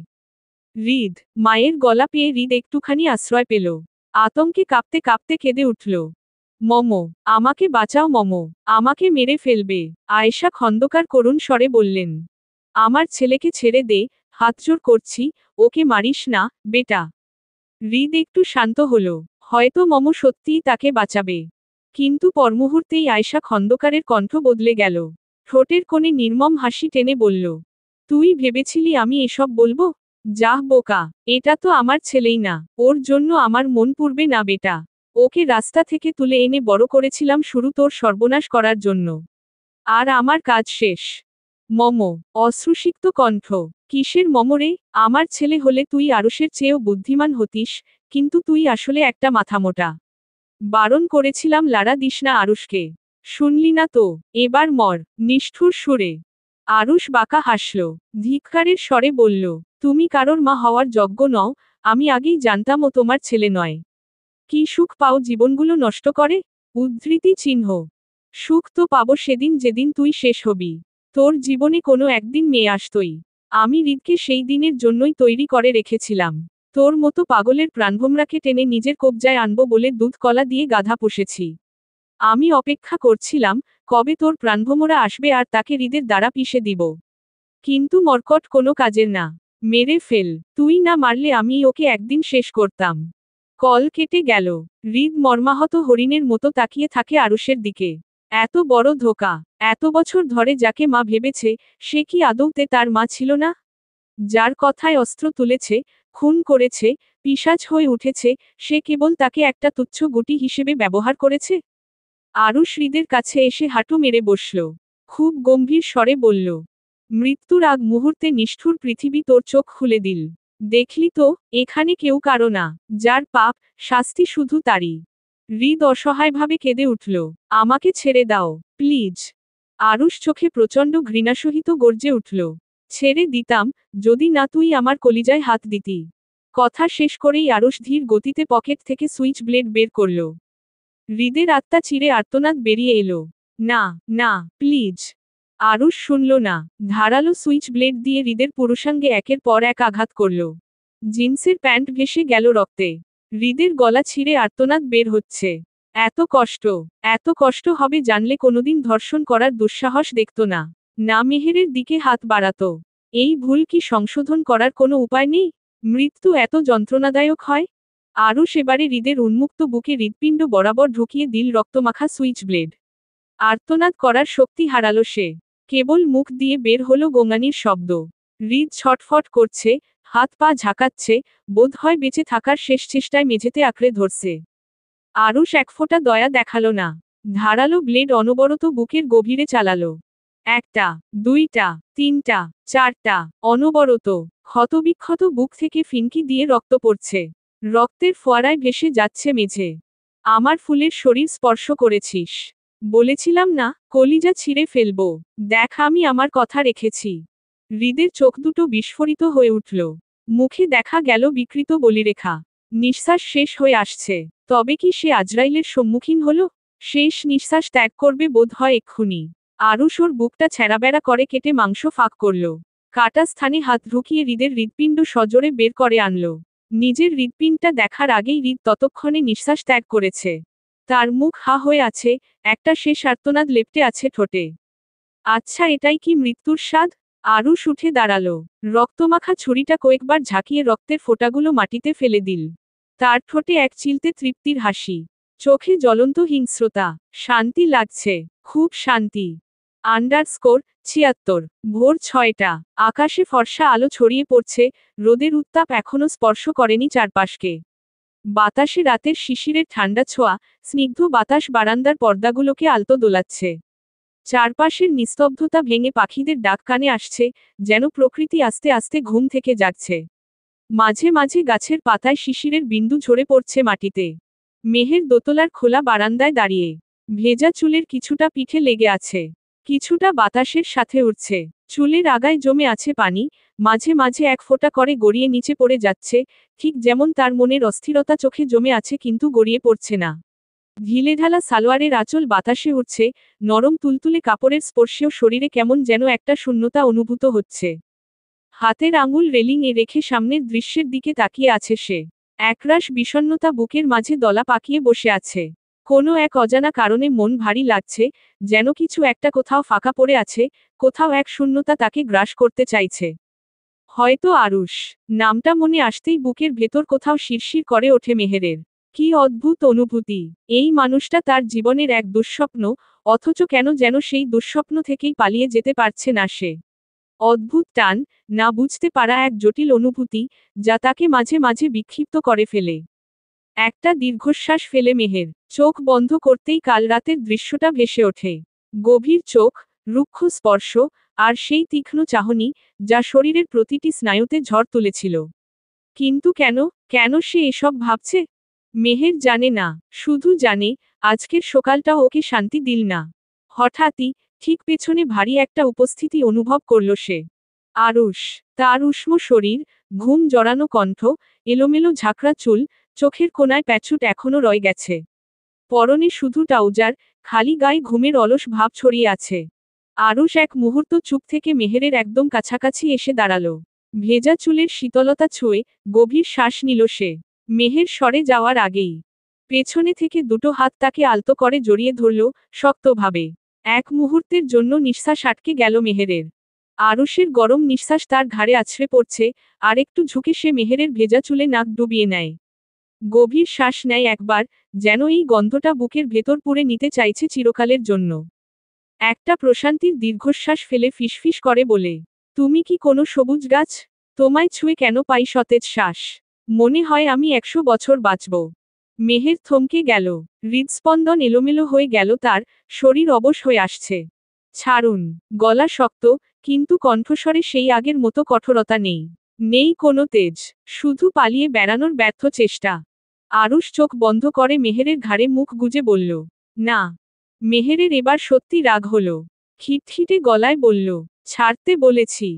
আরুষ কেবল মুচকি হাসল, গলায় দুষ্টু ভঙ্গি টেনে বলল, তোমার শরীর বলছে থাকো, মন বলছে যাও। আমি কারটা শুনব? মেহের ধপ করে চোখ বন্ধ করল রাগ সামলাতে। ছুটাছুটি করার চেষ্টা করল, লাভ বিশেষ হয় না। আরুষ তার আগেই শক্ত করে জড়িয়ে ধরে আরও একটু কাছে টেনে নিয়েছে, চুলে গভীর করে নাক ডুবিয়ে নিয়েছে আবারও। তুমি এভাবে থাকলে, আমি 100 বছর না, 1000 বছর বাঁচতে চাইব। মেহেরের শিরায় অজানা এক স্রোত বয়ে গেল, হৃদস্পন্দন তাল হারিয়ে এলোমেলো হয়ে পড়ল। এই লোকটা, সে দ্রুত হাতের জোরে আরুষের বাঁধন খুলে নিল। এবার সত্যিই আরুষ তাকে ছেড়ে দিল, তবে তার ঠোঁটের কোণে রয়ে গেল সেই রহস্যময় হাসি, চোখে খেলল স্বভাবসুলভ দুষ্টুমি। মেহের বিরক্ত হয়ে ভ্রু কুঁচকে বলল, অসহ্য। আরুষ ঠোঁটের কোণে হাসি টেনে বলল, তোমার অপ্রিয় অসহ্য। এতটুকু বলে সে আলগোছে মেহেরের দিকে তাকিয়ে নিজের ঘরের দিকে ফিরে গেল। আর মেহের মেহের দাঁড়িয়ে রইল, বুকের ধুকপুক করা শব্দটা শুনতে শুনতে।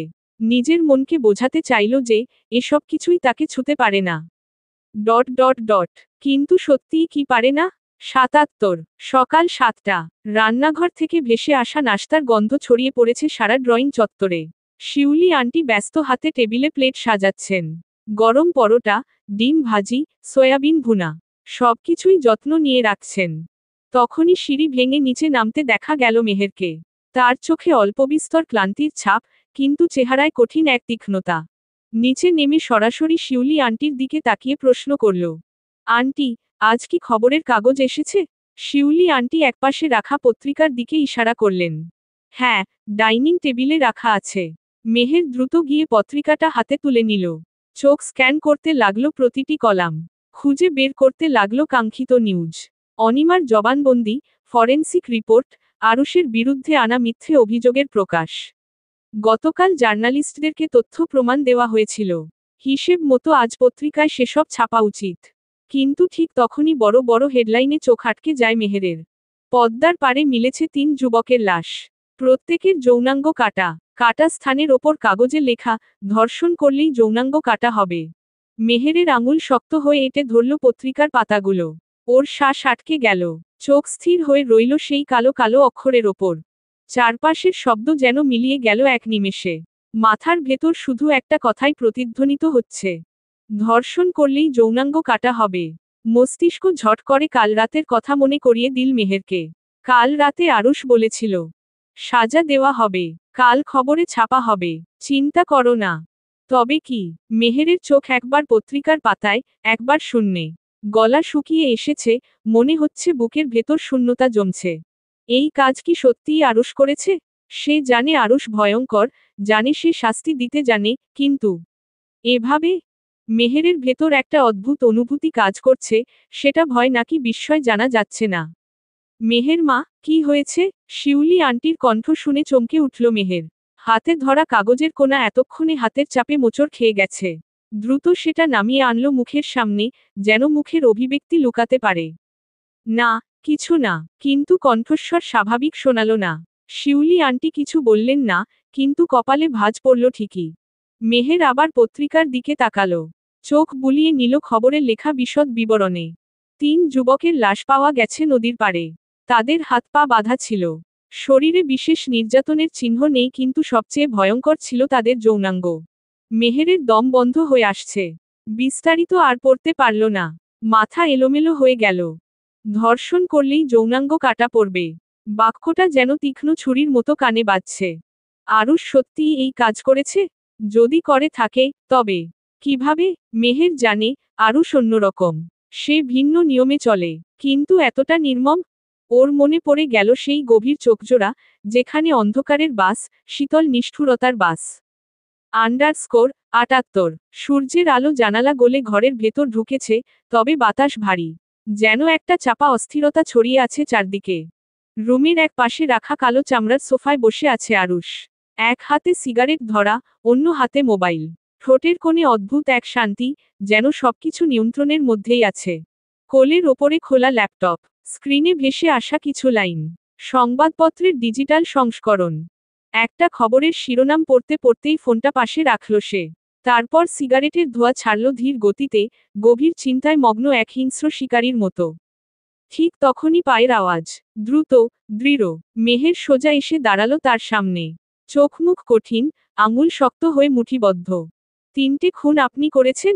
আরুষ ধীরে মাথা তুলে তাকালো। চোখে অদ্ভুত এক নির্লিপ্ততা। এই প্রশ্নটা সে প্রত্যাশাই করেছিল। এক সেকেন্ড চুপ থেকে ঠোঁটের কোণে হাসি টানল ছেলেটা, একটা ধীর, শীতল, ব্যঙ্গাত্মক হাসি। আমি? মাথা সামান্য কাত করল সে। তোমার কি মনে হয়, মেহেরজান, আমি এটা করতে পারি? মেহের ভেতর থেকে জ্বলে উঠল। সে জানে, এটা উত্তর নয়, ধোঁয়াশা মাত্র। ৩ জন লোক, পদ্মার পাড়ে, হাত পা বাঁধা, যৌনাঙ্গ কাটা। তার কণ্ঠ অল্প কাপল। ওদের আপনি মেরেছেন, তাই না? আরুষ এবার এক হাত চুলে চালিয়ে হেসে উঠল। গভীর, তীব্র, অথচ অদ্ভুতভাবে আরামদায়ক একটা হাসি। তারপর সিগারেটটা অ্যাশট্রেতে চেপে নিভিয়ে উঠে দাঁড়ালো। মেহেরের চোখে চোখ রেখে বলল, তুমি চাইলে আমি, হ্যাঁ, বলতে পারি, আবার চাইলে, না, ও বলতে পারি। কি শুনতে চাও, বলো? আমি সত্যটা জানতে চাই, মিস্টার শেখ। মেহেরের গলা শক্ত, চোখ দুটো অন্ধকারের দিকে তাকিয়ে আছে। আরুষ আবার হেসে ফেলল। তারপর খুব ধীরে মেহেরের একদম কাছে এসে ফিসফিস করে বলল, সত্য? সত্য হলো। সে সামান্য থামল, যেন ইচ্ছে করেই মেহেরের ভেতর টানটান উত্তেজনা বাড়িয়ে দিচ্ছে। তারপর মুখটা আরো নিচু করল, মেহেরের ঠিক কানের পাশে এসে বলল, যাদের নিয়ে কথা বলছো, তারা বেঁচে থাকার যোগ্য ছিল না। তারপর পেছনে সরে গেল, যেন এই কথার ওজন বোঝানোর জন্য সময় দিচ্ছে। মেহেরের হাত মুষ্টিবদ্ধ হয়ে গেল। মানে কি? মানে তুমি যা বোঝো। মেহেরের শ্বাস ভারী হয়ে এল। কিছু একটা বলতে গিয়েও থেমে গেল। আরুষ আবার গিয়ে সোফায় বসল। ঠান্ডা ভঙ্গিতে আরেকটা সিগারেট ধরালো, ধোয়া ছেড়ে একপাশ থেকে তাকালো মেহেরের দিকে। তোমার এত কৌতূহল কেন, মেহেরজান? বাসায় কাজ নেই? কাজ ধরিয়ে দেব? আলিশান বাগান আমার বাপের, কাজ না থাকলে গিয়ে গাছ লাগাও। বাগান করো। মেয়ে মানুষের এত গভীর চিন্তা মানায় না জান। তার ওপর তুমি প্রেগন্যান্ট, স্ট্রেস কম নাও। মেহের এক মুহূর্ত চেয়ে থেকে তেতে উঠল। কণ্ঠে বিক্ষোভ নিয়ে বলল, স্ট্রেস আমায় নিতে হচ্ছে আপনার জন্য। একদম নাটক করবেন না। আমি জানি, আপনি এক এক সময় এক এক রকম। আমি জানি, আপনি ভয়ঙ্কর। কিন্তু আমি এখনো জানি না, আপনি ঠিক কতটা ভয়ঙ্কর। ঘরের বাতাসে নিস্তব্ধতা নেমে এলো। আরুষ ধোয়া ছাড়ল। তুমি জানতে চাও? তার গলা শীতল, স্বভাবসুলভ তোত্তারামু। মেহের এক মুহূর্তের জন্য চোখ সরাল না। ধীরে ধীরে বলল, হ্যাঁ, আমি জানতে চাই। আরুষ সামান্য হাসল। সিগারেটের ধোঁয়া ছেড়ে দিল বাতাসে। মেহেরের চোখে চোখ রাখল। সিগারেটটা অ্যাশ ট্রের উপর হালকা হেলিয়ে রেখে আরুষ এবার উঠে দাঁড়ালো। ধীর পায়ে সামনে এগিয়ে এল, মেহেরের খুব কাছে। ধরে নাও, আমিই করেছি। একটা চাপা নিঃশ্বাস বেরিয়ে এল মেহেরের ঠোঁটের ফাঁক দিয়ে। তাহলে তুমি কি করবে? আরুষের গলা নরম, কিন্তু ওজন এত ভারী যে মেহেরের বুকের ওপর বসে গেল। মেহের এক মুহূর্ত ভাবল, তারপর বলল, আমি কারণ জানতে চাইব। কারণ? আরুষ ঠোঁট বাঁকাল। ধর্ষণ করলেই যৌনাঙ্গ কাটা হবে, এই কারণটা কি যথেষ্ট কারণ নয়? মেহের শ্বাস নিল ধীরে। আপনি আইন নিজের হাতে তুলে নিয়েছেন? আরুষ সামান্য থামল। নিচু গলায় বলল, আইন শুধু কাগজে লেখা কিছু শব্দ, যা ক্ষমতাবানদের সুবিধামতো মুছে ফেলা যায়। যদি আইন ঠিকভাবে চলত, তাহলে আমার করার প্রয়োজন হতো না। ধিক্কার, তোমার আইন বড্ড ঠুনকো মেহেরজান। বাঙালির হাত কাঁপে না পাপ করতে, অথচ সাজা দেওয়ার পালা এলে তারাই সবচেয়ে দয়ালু জাতি। I hate these false emotion. Meher এক ধাপ পিছিয়ে এল। আরুষের কাছাকাছি থাকতে তার অস্বস্তি হচ্ছে। সে চোখ সরু করল। মুখের এক এক ইঞ্চিতে লেপ্টে আছে জেদ। আপনি নিজেকে ন্যায়ের রক্ষক ভাবেন? খুব স্বাভাবিক স্বরে বলল আরুষ। ন্যায়? আমি কোনো ন্যায় করছি না, মেহেরজান। আমি কেবল ন্যায্য বিচার করেছি। মেহের হতভম্ব হয়ে গেল। এই মানুষটা এতটা ঠান্ডা, এতটা নির্লিপ্তভাবে কথাগুলো বলছে, যেন কোনো অনুশোচনা নেই। খুন করা গর্বের কাজ কিভাবে হয়? মেহের কিছু বলার জন্য মুখ খুলল, কিন্তু তার আগেই বলল আরুষ, তুমি আমায় ভয় পাও? মেহের এক মুহূর্ত থামল। চোখে চোখ রেখে কিছু বলার জন্য অপেক্ষা করল। তারপর ঠান্ডা গলায় বলল, কখনোই না। তাহলে? আমি ভয় পাই আপনার শেষ পরিণতি ভেবে। জানেন তো গল্পের শেষে খলনায়কদের কি হয়? এক মুহূর্তের জন্য আরুষের দৃষ্টি স্থির হল। চোখের পাতা নড়ে না, শ্বাস চলছে ধীরে। মেহেরের কথার ওজন যেন ঘরে অক্সিজেনের ঘাটতি তৈরি করেছে। আরুষ ঠোঁটের কোণে একটা ধীর হাসি টেনে বলল, আমি তোমার স্বামী, মেহেরজান। খলনায়ক নই। মেহের ভেতরে কেমন যেন একটা ঝাঁকুনি অনুভব করল। কিন্তু মুখে সেটা প্রকাশ করল না। শুধু গভীর দৃষ্টিতে তাকিয়ে রইল আরুষের চোখে। কণ্ঠে মিশে আছে চাপা ক্ষোভ। আপনি শুধুই আমার স্বামী নন। আপনি আরো বড় কিছু। আমি সেটাই জানতে চাই। আরুষের ঠোঁটের কোণে রহস্যময় ভাঁজ। টেবিলের কোণায় রাখা জ্বলন্ত সিগারেট আবার হাতে নিল সে। ধোঁয়া ছাড়তে ছাড়তে বলল, তাহলে অপেক্ষা করো। সময় তোমায় সবই জানাবে। একদিনে সব জেনে ফেললে মারা যাবে শ্বেতপদ্ম। আর আমি প্রাণভোমরাকে মারতে নয়, তার সাথে বাঁচতে চাই 1000 বছর।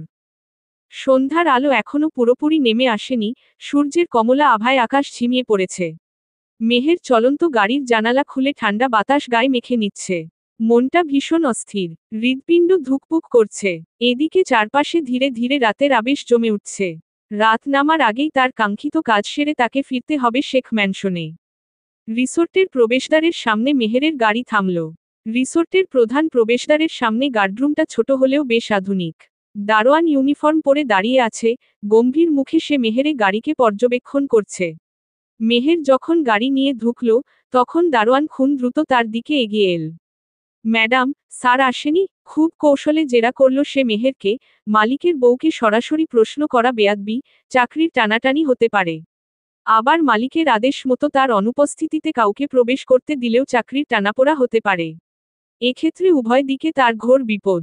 তাই খুব সতর্ক অবলম্বন করেই দারোয়ান প্রশ্ন করল।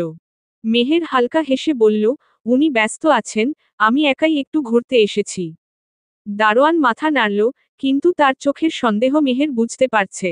এখানে কেউ এভাবে একা আসে না, বিশেষত যখন মালিক নিজে উপস্থিত নেই। ড্রাইভার গাড়ি পার্ক করার পর দরজা খুলে নামল মেহের। ধীরে ধীরে চারপাশ দেখতে লাগল। রিসোর্টের ভেতরে ঢুকতেই প্রথমেই চোখে পড়ে একটা সুদৃশ্য ঝর্ণা, যার পাশেই গোলাপের বাগান। সুবাসিত বাতাস নাকে এসে লাগছে, মনে হচ্ছে যেন কোনো রাজপ্রাসাদের চত্বরে দাঁড়িয়ে আছে।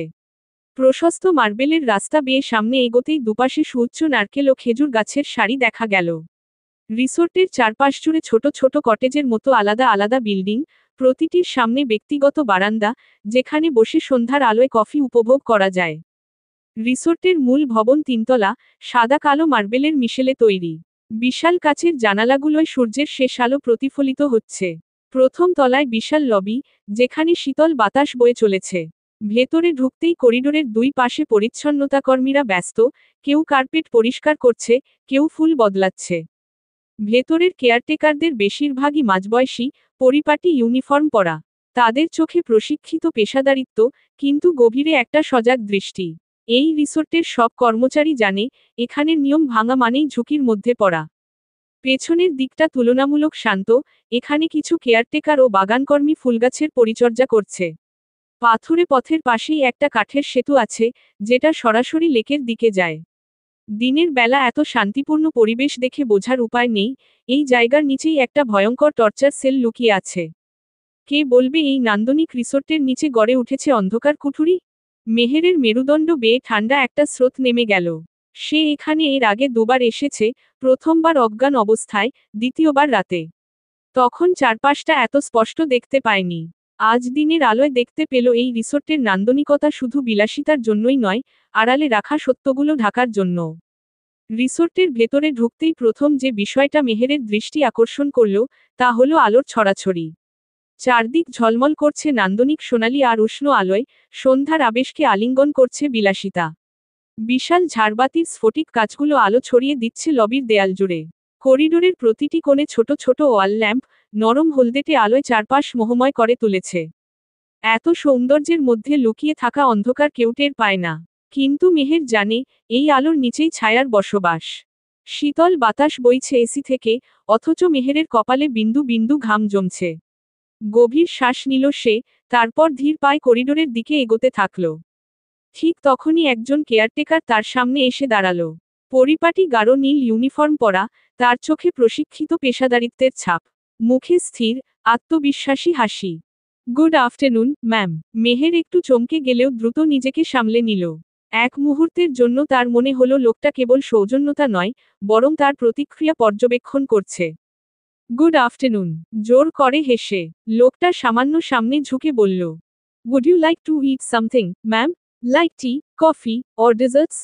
মেহের অনুভব করল, তার স্নায়ুর ওপর চাপ বাড়ছে। লোকটার কথার ভেতরে কোনো সুপ্ত ইঙ্গিত আছে কি? সে দ্রুত উত্তর দিল, no need, you can go. লোকটা মাথা ঝুঁকিয়ে বলল, thank you ma'am, have a good day. নিঃশব্দে স্থান ত্যাগ করে সে। মেহের কিছুক্ষণ স্থির দাঁড়িয়ে রইল।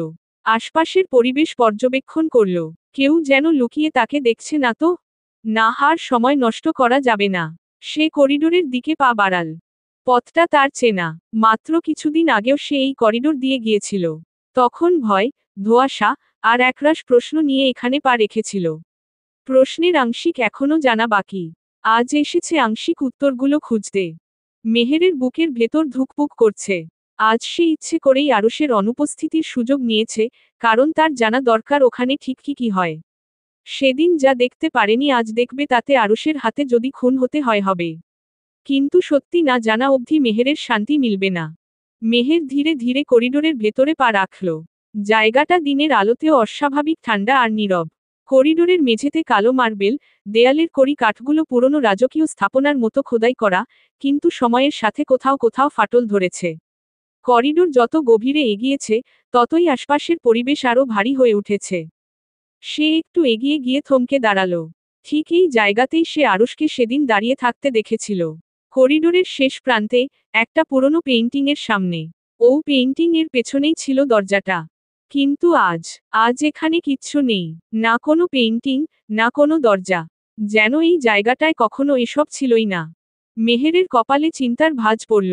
হাত বাড়িয়ে দেয়াল ছুঁয়ে দেখল। মসৃণ পাথরের গা বরফের মতো ঠান্ডা। কিন্তু আমি ঠিক জানি, উনি এখানে দাঁড়িয়েছিলেন। এখানেই পেইন্টিং ছিল। কোথায় গেল? দরজা কোথায় গেল? মনে মনে নিজেকেই বলে মেহের। অস্থির হাতে বারবার দেওয়াল ছুঁয়ে ছুঁয়ে দেখতে লাগল সে। হাত দিয়ে বারবার ঠকঠক করল। কোনো ফাঁপা শব্দ নেই, দরজার চিহ্ন পর্যন্ত নেই। কোথায় গেল দরজা? না, ও পথটা গভীর ছিল। এমন বেপথ রাস্তা আরও সেভাবে বুঝিয়ে ফেলতে পারে না। নাকি বুঝিয়ে দিয়েছে, যেন সে কখনো ঢুকতে না পারে। মেহের রাগে অস্থির হয়ে পড়ল। লোকটা আবার ওকে ধোঁয়াশায় ফেলছে। না, এই দেওয়াল ভাঙবে সে। দরজা ছিল, ছিল। না না না হহ। ফাঁকা করিডোরে মেহেরের বিড়বিড় শব্দগুলো বিকট শোনাল। ঝনঝন করে বাজল কণ্ঠস্বর। এমন সময়, রিল্যাক্স মেহেরজান, ওখানে কিচ্ছু নেই, ফিরে এসো। উদ্ধৃতি চিহ্ন। মেহের থমকে গেল, চমকে উঠল। শিরদাঁড়া দিয়ে বয়ে গেল শীতল স্রোত। আরুষের গলা। কিন্তু আরুষ কোথায়? মেহের ঘাড় ঘুরিয়ে চারপাশে চোখ বুলায়। কই, আরুষ তো নেই। তাহলে কণ্ঠটা? আমায় তুমি দেখতে পাবে না জান। খামোখা খুঁজছ। উদ্ধৃতি চিহ্ন। মেহেরের কপাল বেয়ে ঘাম ঝরছে। এতক্ষণ আরুষ ওকে দেখছিল? জলদি বাসায় আসো, আমি ফিরছি। 3 ঘন্টা তোমায় সামনে পাইনি, ছুঁইনি। অক্সিজেনের সাপ্লাই কমে গেছে। উদ্ধৃতি চিহ্ন। মেহের দাঁতে দাঁত চেপে তাকিয়ে রইল, তার বুক ধরফর করছে, শরীরের তাপমাত্রা বাড়ছে। 5 মাসের শরীর নিয়ে সে এত কিছু সহ্য করছে, অথচ আজও তাকে খালি হাতে ফিরে যেতে হবে? না, ফিরবে না। সে দেয়াল ঘেঁষে দাঁড়ালো, জোরে শ্বাস টানল। ঘাম মুছো যান। জুস পাঠাচ্ছি, খেয়ে নিও। বেশি দেরি করো না। আমি পৌঁছে তোমায় না পেলে কিন্তু আজ ঐতিহাসিক বাসর হবে। আরুষের কণ্ঠে স্পষ্ট শয়তানি, গভীর উষ্ণতা। আলো জ্বলবে, কামড় বসবে, দাগ পড়বে। ভালো লাগবে? যদি ভালো লাগে, তাহলে বসে থাকো। আমি কোলে করে নিয়ে যাব। মেহের তীক্ষ্ণ চোখে তাকিয়ে রইল সামনের উজ্জ্বল একটা লাইটের দিকে। শব্দের উৎস ওখানেই। ভয় পাই না আপনাকে। আমি কোথাও যাচ্ছি না। আচ্ছা বসো বউ, আমি আসছি। আজ এই রিসোর্টের দেয়ালও লাল হবে লজ্জায়, বাতাস থমকে যাবে শিহরণে। এই দেয়ালগুলোর অনেক গল্প আছে, কিন্তু আজ শুধু ওরা আমাদের গল্প শুনবে, দেখবে, লিখে রাখবে। মেহের দাঁড়িয়ে রইল, বুকের ভেতর ক্ষোভ, অভিমান আর এক অদ্ভুত উত্তেজনা ছটফট করছে। শরীর রাগে পুড়ে যাচ্ছে। এই আগুনে কেন আরুষ পুড়ে রাখো হয় না? _৭৯। বাইরে থেকে দেখলে খন্দকার ম্যানশন এক প্রাসাদ। বিশালাকা, প্রতাপশালী, কাঁচ পাথরের মিশেলে তৈরি এক দানবের মতো দাঁড়িয়ে আছে শহরের অভিজাত এলাকায়। রাতের বেলায় দেখলে মনে হয় এক আলোকিত সাম্রাজ্য, কিন্তু দিনের আলোতে এর গাঢ় রহস্য আরও স্পষ্ট হয়। প্রধান ফটকের সামনে দাঁড়ালে প্রথমেই চোখে পড়ে বিশাল লোহার গেট। ভারী আর পুরনো ডিজাইনের, কিন্তু তাতে আধুনিক প্রযুক্তির ছোঁয়া। ফিঙ্গারপ্রিন্ট, পাসওয়ার্ড সিস্টেম, সবই আছে, যেন একটা রক্ষিত দুর্গ। গেটের ওপাশে করা নিরাপত্তা। দারোয়ান থেকে শুরু করে সিক্রেট গার্ড পর্যন্ত সবসময় নজর রাখে, এখানে শত্রু প্রবেশ দূর ঢোকার কল্পনাও করা মানা। গেট পেরোলেই প্রশস্ত বাগান, যেখানে বিদেশি গাছ, সুগন্ধি ফুল আর দামি মার্বেলের ফোয়ারা। কিন্তু আশ্চর্যের বিষয়, এখানে কোনো চড়ুই পাখি আসে না, কোনো প্রজাপতি উড়ে বেড়ায় না। প্রকৃতি যেন এই বাড়িকে এড়িয়ে এড়িয়ে চলে। প্রধান দরজাটা বিশাল। 2 পাশে খোদাই করা কাঠের মোটা খিলান, যার ওপর দামি কারুকাজ করা। দরজার পাল্লা এত ভারী যে একসঙ্গে 2 জন কর্মী ঠেলে না ধরলে খোলা যায় না। ভেতরে ঢুকতেই বিশাল লবি। মাথার ওপর সুবিশাল ঝাড়বাতি, যা হাজারটা ক্রিস্টাল নিয়ে ঝুলে আছে। সূর্যের আলো যখন এতে পড়ে, তখন মেঝেতে এক অভিজাত ছায়া ফেলে। মেঝে চকচকে সাদা মার্বেলের, যা আয়নার মতো প্রতিফলিত করে চারপাশের প্রতিটি দৃশ্য।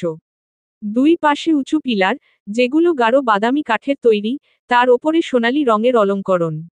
এই ম্যানশনের প্রতিটি কোণেই টাকার গন্ধ লেগে আছে, কালো টাকা, অবৈধ লেনদেন, ক্ষমতার দাম্ভিকতা। এমনকি এই বাড়িটাও অবৈধভাবে আত্মসাৎ করা। কিন্তু এত সব জাঁকজমকের মাঝেও একটা গভীর শূন্যতা আছে। শীতল, ভারী বাতাস, এখানে কোনো প্রশান্তি নেই। ধনী মানুষের বাড়ি মানেই যে হাসি আনন্দ নয়, সেটা খন্দকার ম্যানশন দেখলেই বোঝা যায়। আন্ডারস্কোর বিকেল গড়িয়ে সন্ধ্যা নামছে, কিন্তু খন্দকার ম্যানশনের চারপাশে সময়ের কোনো প্রভাব নেই। এখানে দিনের আলোও ফিকে, রাতের আধারও ঘন। চারদিকে নীরবতা, সবসময় একটা অদৃশ্য ভারী বাতাস শ্বাসরোধ করে রাখে চারপাশ। প্রধান ফটকের বাইরে দাঁড়িয়ে দারোয়ান রহমান কপালে ভাঁজ ফেলে কালো বাক্সের দিকে তাকিয়ে আছে। শক্ত হাতের তালুতে ওটার হালকা ওজন অনুভব করছে সে। সাধারণ দিনের পার্সেল হলে এত ভাববার প্রয়োজন হতো না, কিন্তু আজকাল তার মালিক খুব আতঙ্কিত থাকে। স্যার, আমনের নামে একখান পার্সেল আইছে, গলা খানিকটা নামিয়ে বলল রহমান। ডেলিভারি ম্যান রাইটকা গেছে, কারো নাম নাই, খালি আমনের নাম। রশিদ খন্দকার ম্যানশনের বিশাল জানালা দিয়ে বাইরের মেঘলা আকাশের দিকে তাকিয়েছিল।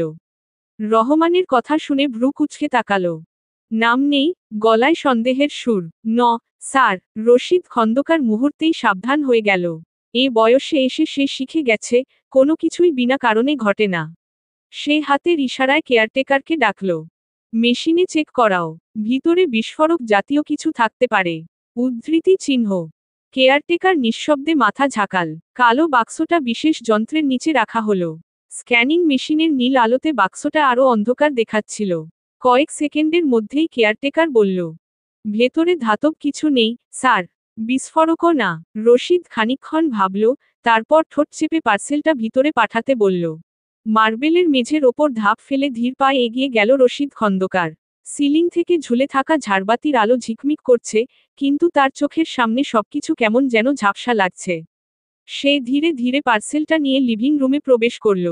রুমের মাঝখানে বিদেশি কাঠ দিয়ে তৈরি করা বিরাট কাঠের টেবিল, যার ওপর রেশমের দামি টেবিল ম্যাট ছড়ানো। রশিদ খন্দকার টেবিলের ওপর রাখল কালো বাক্সটা। ধীরে ধীরে বাক্সে ঢাকনাটা সরালো। ঢাকনা সরাতেই দেখল একটা হৃৎপিণ্ড। বাসি, কালচে হয়ে যাওয়া হৃৎপিণ্ড। হৃৎপিণ্ডের গায়ে এখনো লালচে রক্তের ছোপ লেগে আছে, একটা পচা গন্ধ ছড়িয়ে পড়ছে বাতাসে। গন্ধটা একেবারে গলায় আটকে যাওয়ার মতো তীব্র। রশিদের নিঃশ্বাস ভারী হয়ে গেল। বুকের ভেতর একটা অস্পষ্ট কষ্টচাপা ভয় পেঁচিয়ে ধরল তাকে। এই দৃশ্য সে কখনো কল্পনাও করেনি। তার হাত ঠান্ডা হয়ে গেছে। কপালে বিন্দু বিন্দু ঘাম জমেছে। বাক্সের একপাশে একটা ছোট্ট কাগজ। তাতে স্পষ্ট, তীক্ষ্ণ হাতে লেখা, নেক্সট টার্ন ইজ ইয়োর্স। কথাগুলো যেন কোনো ধারালো ব্লেডের মতো চোখে বিঁধল। রশিদ খন্দকার চুপচাপ দাঁড়িয়ে রইল। হাত থেকে কাগজটা ধীরে ধীরে পড়ে গেল টেবিলের ওপর। হৃৎপিণ্ডটা নিস্তব্ধ, নিষ্পৃহ, অথচ সেটার উপস্থিতি পুরো লিভিং রুমের বাতাস ভারী করে তুলেছে। গলাটা শুকিয়ে এসেছে। বুকের ভেতর ধুকধুক করছে। আয়েশা খন্দকার দরজায় এসে দাঁড়ালো। ধীর পায়ে এগিয়ে এসে বাক্সের দিকে তাকালো। চোখের পলকও ফেলল না, যেন এটা কোনো সাধারণ বস্তু। পচা রক্তের গন্ধ ছড়িয়ে পড়লেও তার মুখভঙ্গি অটল। বোধ হয় প্রতিক্রিয়া দিতে কার্পণ্য করছে। তার ঠোঁটের কোণে হালকা হাসি ফুটল। ঠান্ডা, নির্মম এক হাসি। ভয় পেয়েছ ভাইয়া? রশিদ মুখ তুলল। চোখে ভয়, সন্দেহের ছায়া। এটা একটা ওয়ার্নিং, আয়েশা। গতকাল থেকে হৃদ মিসিং আর আজ এটা। হৃদের হার্ট। আয়েশা কথার মাঝেই ঢুকে গেল।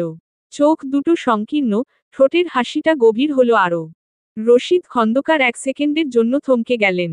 পড়ে থাকা নিথর হৃদয়টার দিকে আবারও চাইলেন। এটা সত্যি সত্যি হৃদের? আরুষের বউকে ছুঁয়েছিল তাই হৃৎপিণ্ড টেনে বের করে নিয়েছে। ভিডিও পাঠিয়েছিল। খুব নির্লিপ্ততা কণ্ঠে কথাটা বলে আয়েশা খন্দকার থামল। ঠান্ডা গলায় বলল, ওর কাছে ব্লেড থাকলে, আমার কাছে আছে চাইনিজ কুড়াল। উড়ে বেরাক, এক কোপে কেটে দেব সুখ সুতা, নিঃস্ব হয়ে যাবে আরুষ। তুমি ভেবো না ভাইয়া, আমি প্রস্তুত। রশিদ আর কিছু বলল না। টেবিলের ওপরে বাসি হৃৎপিণ্ডটা পড়ে থাকল। দম বন্ধকর গন্ধের সাথে লোমকূপ দাঁড়িয়ে যাচ্ছে।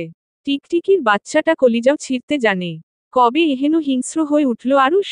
আসি, দেওয়াল ভাঙতে হবে। এখানে, এখনই। মেহেরের কণ্ঠে আদেশের গম্ভীরতা। কোনো প্রতিবাদ, কোনো প্রশ্নের সুযোগ নেই। স্টাফরা থমকে গিয়ে একে অপরের দিকে চাওয়াচাওয়ি করল, কিন্তু মেহেরের চোখের চাপ, তার মুখাবয়বের কঠোরতা তাদের কিছু বলার সুযোগ দিল না। তারা বাধ্য হয়ে হাতুড়ি নিয়ে দেওয়ালের দিকে এগিয়ে গেল। মেহের নিজেও হাতে একটা হাতুড়ি তুলে নিল। হাতের মুঠো শক্ত হয়ে উঠল, শরীর কাঁপছে, কিন্তু সে থামছে না। শ্বাস দ্রুত চলছে, রক্ত রগে রগে ছড়িয়ে পড়েছে। মেহেরের হৃদস্পন্দন বাড়ছে, একের পর এক হাতুড়ির আঘাতে দেওয়ালে ফাটল ধরছে, প্রতিটা আঘাত ওর ভেতর আরও তীব্রতা তৈরি করছে। হঠাৎ করিডোরে ভেসে এলো কারোর রাজকীয় পদধ্বনি। রাজাটির নাম আরুশ শেখ। তার চলার স্টাইল অত্যন্ত অভিজাত্যময়। কালো কোটের নিচে পরা ফরমাল সাদা শার্ট।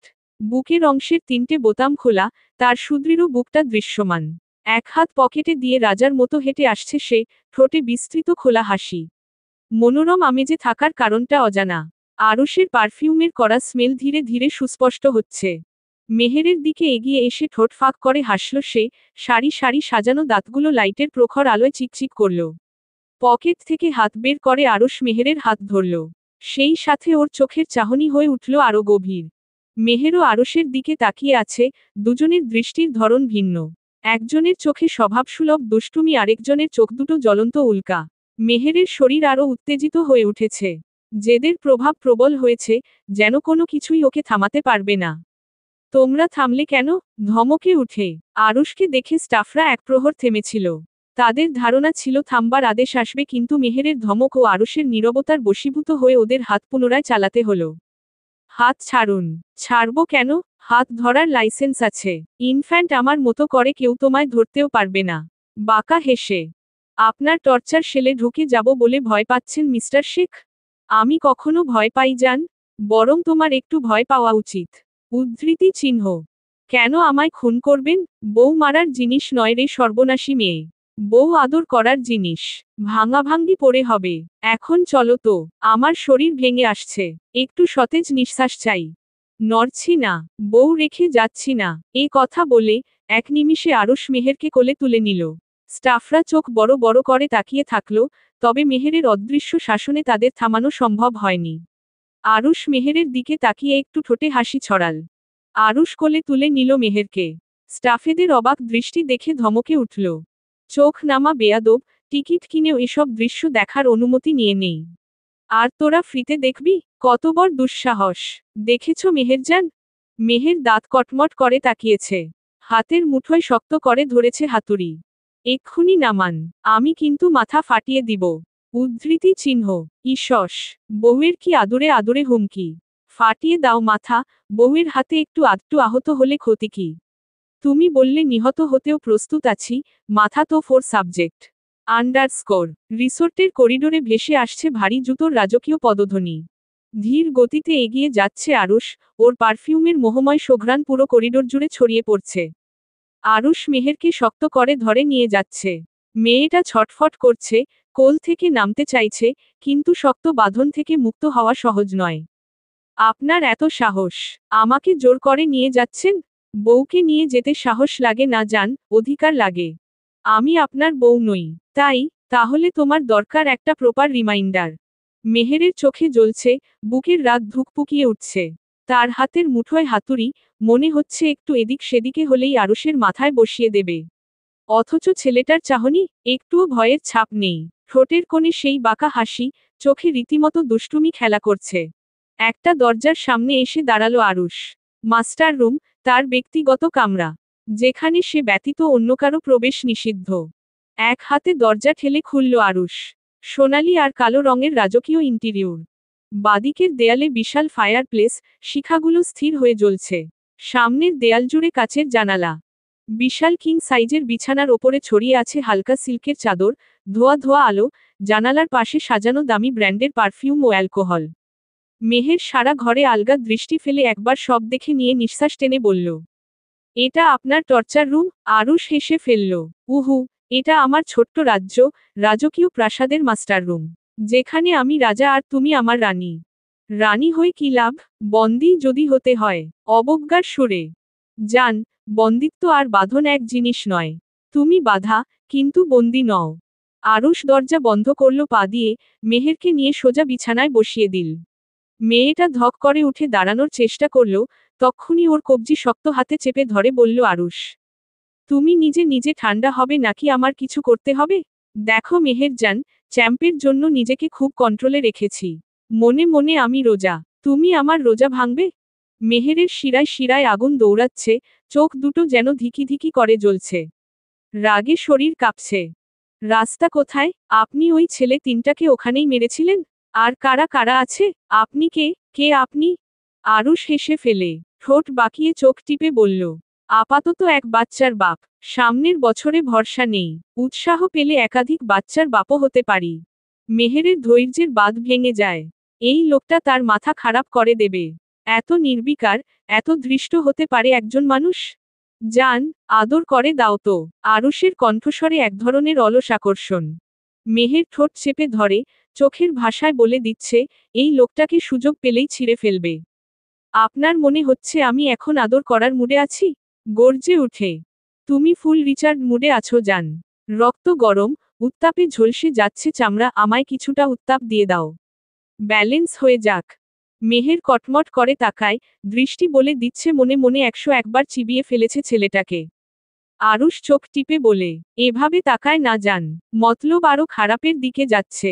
পরে আমার দোষ দিতে পারবে না। পুরুষ মানুষের কন্ট্রোল কম জানো না? মেহের দাঁতে দাঁত চেপে বলল, দরজা কোথায়? আরুষ ঠোঁট কামড়ে একপাশে হালকা ঝুঁকে বুকের দিকে ইশারা করল।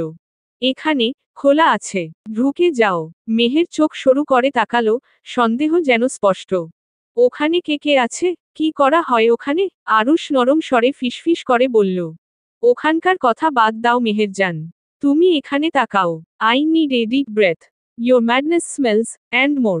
আরুষ ধীরে ধীরে মেহেরকে টেনে নিল আরো কাছে। ওর কাঁপতে থাকা শরীরটা নিজের সাথে মিশিয়ে নিল। জানো, মেহেরজান, তোমার রাগটা দারুণ লাগে, কিন্তু এটাকে কোথায় কিভাবে ব্যালেন্স করতে হয়, সেটা জানা থাকতে হয়। মেহের ধমকে উঠল, আপনার নোংরা ব্যালেন্সের মধ্যে আমি নেই। আরুষ হালকা হেসে বলল, তোমার ব্যালেন্স নষ্ট করার জন্য আমি যথেষ্ট, মেহেরজান। মেহেরের রাগ যেন আগুন হয়ে জ্বলতে লাগল। রাগে চোখগুলো জ্বলে উঠল। আপনার সব চালবাজি আমি বুঝি। কিন্তু আমি আপনাকে ভয় পাই না।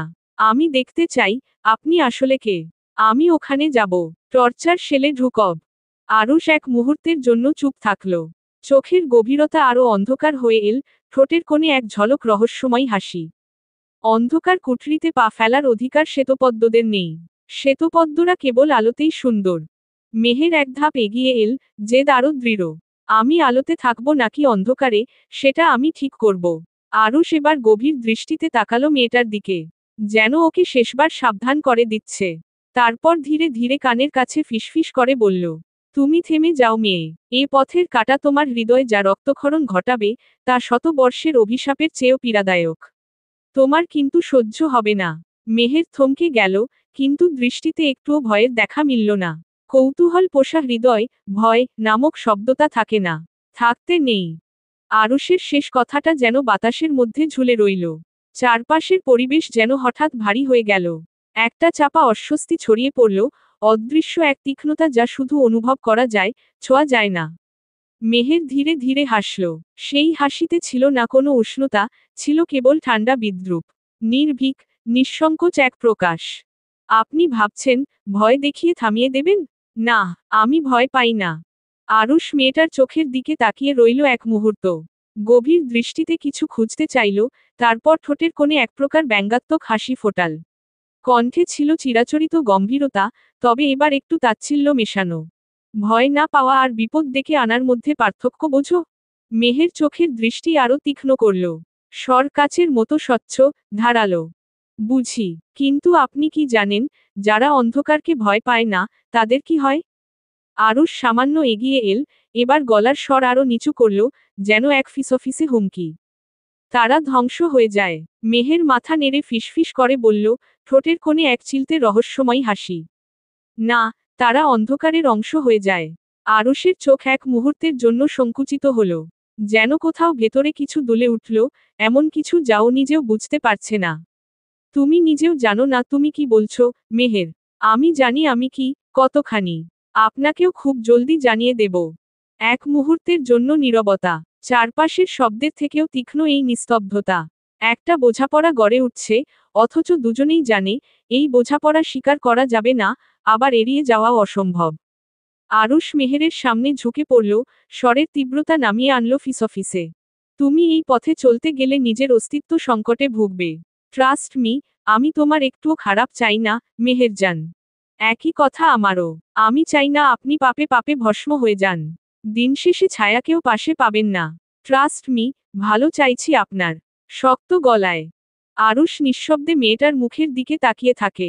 তারপর অবজ্ঞার সুরে বলে, অদ্ভুত লাগে মেহেরজান, তুমি আমার ভালো চাও অথচ আমায় চাও না। মেহেরের দৃষ্টি কঠিন, স্থির। আপনি নিজেকে বাঁচাতে পারলেন না। আরুষ হালকা হাসল, সেই চিরচেনা স্লান হাসি। তাহলে তুমি আমাকে বাঁচিয়ে নাও। তুমি কাছে থাকলে আমি আরো 100 বছর বাঁচব। আমাকেই কেন চান আপনি? পৃথিবীতে আর কাউকে চোখে পড়েনি? আমার জীবনটা বরবাদ করে দিয়েছেন। বিষাক্ত কণ্ঠে আরুষের ঠোঁটে সেই অদ্ভুত রহস্যময় হাসিটা খেলে যায়। তোমায় তোমার আল্লাহ আমার কাছে পাঠিয়েছে, মেহেরজান। জীবনে একটাই ভালো কাজ করেছি, তোমায় বিয়ে করে। তোমার চোখের আগুনের তেজ দেখেছি। ধ্বংসের পূর্বাভাস পেয়েছি। তবু এই চোখ দুটো বড্ড বেশি টানে আমায়, জান। চারপাশে গভীর নীরবতা, যেন শত বছরের অভিশাপ মিশে আছে বাতাসে। অন্ধকার দেয়ালে ম্লান হয়ে আসা আলো, নিস্তব্ধতা যেন শব্দের থেকেও শক্তিশালী। মেহের এক ধাপ এগিয়ে এলো, চোখে দৃঢ়তা। আপনার কাছে ভালোবাসা মানে কি মিস্টার শেখ? শরীরের মিলন, মনের সংযোগ, নাকি কিছুই নয়? আরুষ ঠোঁটের কোণে একটুখানি বিদ্রূপের হাসি টানল। খুব সামান্য, তবু তার মধ্যে তীব্র শীতলতা মিশে আছে। জানি না, মেহের একপাশে মাথা কাত করল, বিস্ময় নয়, হতাশায়। কি আশ্চর্য, আপনি ভালোবাসার মানে জানেন না, অথচ এমনভাবে আমায় আঁকড়ে ধরেন, যেন আমি ছাড়া আপনি অস্তিত্বহীন। আমি তোকে ভালোবাসি না জান। তোকে শুধু চোখের সামনে চাই। এই যে দেখছি, বুকের ভেতরটা শান্তি পাচ্ছে। তারপর এক মুহূর্ত চুপ থেকে গলাটা একটু নামিয়ে বলল, আরুষ শেখ অভিশপ্ত আত্মা। প্রেম, ভালোবাসা এসব তার জন্য না। তার জীবন ছিল নারীর নেশায়, মদের গন্ধে, রক্তের স্বাদে। নতুন নতুন শরীর, নতুন নেশা, নতুন খেলায় বুঁদ হয়ে থাকাই ছিল নিত্য অভ্যাস। কখনো ভাবিনি, একটা বুনো পদ্মফুল তার ধ্বংসস্তূপে শেকড় গাড়বে। শুধুই তার মাঝে আসক্ত করবে। তারপর তার আর কারো কাছে যাওয়া হবে না, কোনো নেশা আয়ত্তে করতে পারবে না। মেহের এক মুহূর্তের জন্য দৃষ্টি সরাল না। কণ্ঠ এবারে বেশিই শান্ত। আমার কাছে ভালোবাসা মানে খোলা আকাশ, শীতল পবন, একমুঠো শান্তি। কারো ভরসার হাত, চওড়া একটা বুক, টুকটাক সুখ দুঃখ ভাগাভাগি। ব্যাস। আরুষ এক প্রহর ভ্রু কুঁচকাল। পরপরই ঠোঁট অঞ্চলে দেখা গেল দুষ্টু হাসি। আর আদর সোহাগ, জীবন থেকে বাদ দিয়ে দিলে? ওটাই তো আসল ব্যাপার, বউ। মেহের এক দীর্ঘশ্বাস ফেলল। হতাশ কণ্ঠে বলল, ভুলে গিয়েছিলাম, অপাত্রে জ্ঞান ঢালছি। আপনার কাছে ভালোবাসা, শান্তি ম্যাটারি করে না। আপনি অভ্যস্ত শরীরই ছোঁয়ায়। ওর কণ্ঠে তিক্ততা স্পষ্ট, একটু ঘৃণাও মিশে আছে হয়তো। আরুষ নিঃশব্দে হাসে, যা দেখে বোঝা দায় সুখের হাসি নাকি ব্যঙ্গাত্মক। ভালোবাসা বলে কিছু হয় কিনা জানি না, জান। আমার কাছে এই শব্দটা জঘন্য একটা আবেগ। কে ভালোবাসার দাম দেয়? কেউ কি সত্যিই আমৃত্যু পাশে থাকে? তোদের মতো পাখিরা তো খোলা আকাশে বাঁচতে চায়, অন্য কারো শখের খাঁচায় নিজেদের সাজায়। তারপর মেরে ফেলে আমার মতো শত মন, ঘৃণা নিয়ে কাটিয়ে দিই আমরা সারা জীবন। ছলনা কিভাবে করতে হয় মা, কে না দেখলে জানতাম না। তার কি ভালোবাসার অভাব ছিল? কেন কোলের ছেলেটাকে ফেলে নিজেকে বেতারা চিহ্ন বানালো? আমার শৈশব কৌশল নষ্ট করেছে মা। তুই হয়তো আমার বৃদ্ধাংশ নষ্ট করবি। মায়ের মতো হোস না জান। যদি উদ্দেশ্য থাকে ভিন্ন তবে মেরে ফেলে যাস। দ্বিতীয়বার নারীর ছলনা আমার সহ্য হবে না। এসেছিলাম আপনাকে গুছিয়ে দিতে, আপনি আমায় এলোমেলো করেছেন। এর দাম আপনার পরিশোধ করতে হবে mister Sheikh. Revenge by nature বলে একটা কথা আছে। আমি আপনাকে সুযোগ দিচ্ছি ভালো হওয়ার, মাফ দিচ্ছি না। দেব না। আপনার ভাগের প্রত্যেকটা ভুলের ফল আপনারই ভোগ করতে হবে। স্বামী বলে ছেড়ে দিব না, এই শিক্ষা আমি পাইনি। কাঠ কাঠ গলায়। আমিও তাই চাই মেহেরজান। আমায় ছেড়ো না, তোমার মনের মতো সাজা দিও হয়। শ্বেতপদ্মের হাতে আরুষ শেখ শেষ হতে রাজি। তার জন্য এটা তো স্বপ্নের মৃত্যু। 81। বিকেল গড়িয়ে সন্ধ্যা নামছে। আকাশে গাঢ় মেঘ জমে উঠেছে, যেন যে কোনো মুহূর্তে বৃষ্টি আসবে। বাতাস কেমন ভারী লাগছে, একটা চাপা অস্বস্তি ছড়িয়ে আছে চারপাশে। মেহের খোলা বারান্দায় দাঁড়িয়ে, এক হাতে ফোন, অন্য হাত আলতো করে পেটের ওপর রাখা। ঠান্ডা বাতাস তার চুল এলোমেলো করে দিচ্ছে। ঠিক তখনই ফোনটা বেজে ওঠে। স্ক্রিনে নামটা জ্বলজ্বল করে, মা। সে ধীরে ধীরে কল রিসিভ করে, হ্যালো আম্মু। ওপাশ থেকে পরিচিত কণ্ঠ ভেসে আসে, কেমন আছিস মা? ঠিকমতো খাচ্ছিস তো? শরীর কেমন লাগছে? মেহের এক মুহূর্ত চুপ থেকে বলে, ভালো আছি। সত্যি? তার মায়ের কণ্ঠে একটা হালকা সংশয়। নিজের একটু অবহেলা করবি না, বুঝলি? খেয়েছিস কিছু? হ্যাঁ আম্মু, কিছুক্ষণ আগে খেয়েছি। মেহের আশ্বস্ত করার চেষ্টা করে। ওপাশ থেকে দীর্ঘশ্বাস শোনা যায়। এদিকে কবে আসবি? কতদিন হয়ে গেল তোকে দেখি না। মেহের কিছু বলার আগেই তার মা আবার বলে ওঠেন, আসার আগে একটা কাজ করবি? কি? ব্যাংক থেকে নোটিশ এসেছিল। বহুদিন ধরে তোর বাবার লকার পড়ে আছে। কষ্ট করে জিনিসগুলো নিয়ে আয় তো মা। মেহের অবাক না হয়ে পারে না। বাবার লকার? এত বছর কেউ কিছু বলেনি, হঠাৎ আজ কেন? মেহের, শুনছিস? মেহেরের ভাবনার সুতো কাটে। ধ্যান ভেঙে বলে, হ্যাঁ, শুনছি। আমি নিয়ে আসব। কলটা কেটে যায়। মেহের ফোনটা নামিয়ে কিছুক্ষণ বারান্দার রেলিং ধরে দাঁড়িয়ে থাকে। বাতাস একটু বেড়ে গেছে, সামনের নারকেল গাছের পাতাগুলো ঝিরঝির করে কাঁপছে। তার মনে অদ্ভুত কিছু ভাবনা আসে, তবে সেসব মাথা থেকে ঝেড়ে ফেলে ঘরে চলে যায়। বাবার লকারে কি আছে, সেটা নিয়ে সে খুব বেশি চিন্তা করতে চায় না। কাল সকাল সকাল গিয়ে শুধু কাজটা শেষ করতে হবে, এইটুকুই ভাবছে সে। _82 ঘড়িতে সকাল 11টা। রাজশাহী ব্রাঞ্চের সোনালী ব্যাংকে এসেছে মেহের। 5 বছর ধরে বন্ধ পড়ে থাকা তার বাবার লকার খুলতে। যে লকারের অস্তিত্বের কথা সে আগে জানতি না। ব্যাংকের বড় কাচের দরজা ঠেলে ভেতরে ঢুকল মেহের। ভেতরে ঢুকতেই শীতল বাতাস গায়ে লাগল। ব্যাংকের ভেতরে গন্ধ কাগজের, কাঠের, পুরনো কিছু নথির। যেন একটা গম্ভীর পরিবেশে ঢুকে পড়েছে সে, যেখানে হিসাবের বাইরে কিছু হয় না। আপনাকে কিভাবে সাহায্য করতে পারি? কাস্টমার সার্ভিস ডেস্কের এক কর্মকর্তা জিজ্ঞেস করলেন। মেহের নিজেকে গুছিয়ে নিয়ে বলে, আমি একটা লকার সংক্রান্ত বিষয়ে কথা বলতে এসেছি। আমার বাবার নামে এখানে একটা লকার ছিল। কর্মকর্তা কিছুক্ষণ মেহেরের দিকে তাকিয়ে রইলেন। তারপর বললেন, নাম বলুন। মেহের বাবার নাম জানিয়ে দিল। কর্মকর্তা কম্পিউটারের দিকে ঝুঁকে টাইপ করলেন। কয়েক সেকেন্ডের মধ্যেই স্ক্রিনের দিকে তাকিয়ে চোখ কুঁচকে গেল তার। এটা তো 5 বছর ধরে বন্ধ। মেহের ঠোঁট চেপে ধরল। হ্যাঁ, আমি আসলে জানতাম না। এখন খুলতে চাই। কর্মকর্তা গভীর দৃষ্টিতে মেহেরকে দেখলেন, তারপর বললেন, উনার ডেথ সার্টিফিকেট আছে? আছে। মেহের ভ্যানিটি ব্যাগে হাত ঢুকিয়ে কাগজগুলো বের করল। কর্মকর্তা লোকটা একে একে দেখে নিলেন। কিছুক্ষণ পর মাথা নাড়লেন। ঠিক আছে, কিন্তু একটা সমস্যা আছে। 5 বছর ধরে এই লোকারের ভাড়া জমা দেওয়া হয়নি। নিয়ম অনুযায়ী, আপনি সেটা পরিশোধ না করলে লকার খুলতে পারবেন না। মেহেরের কপালে ভাঁজ পড়ল। কত টাকা? কর্মকর্তা ঠোঁট উল্টে হিসাব কষে বললেন, 4500 টাকা প্রতি বছর। 5 বছরের সুদসহ মোট বকেয়া দাঁড়িয়েছে 23,500 টাকা।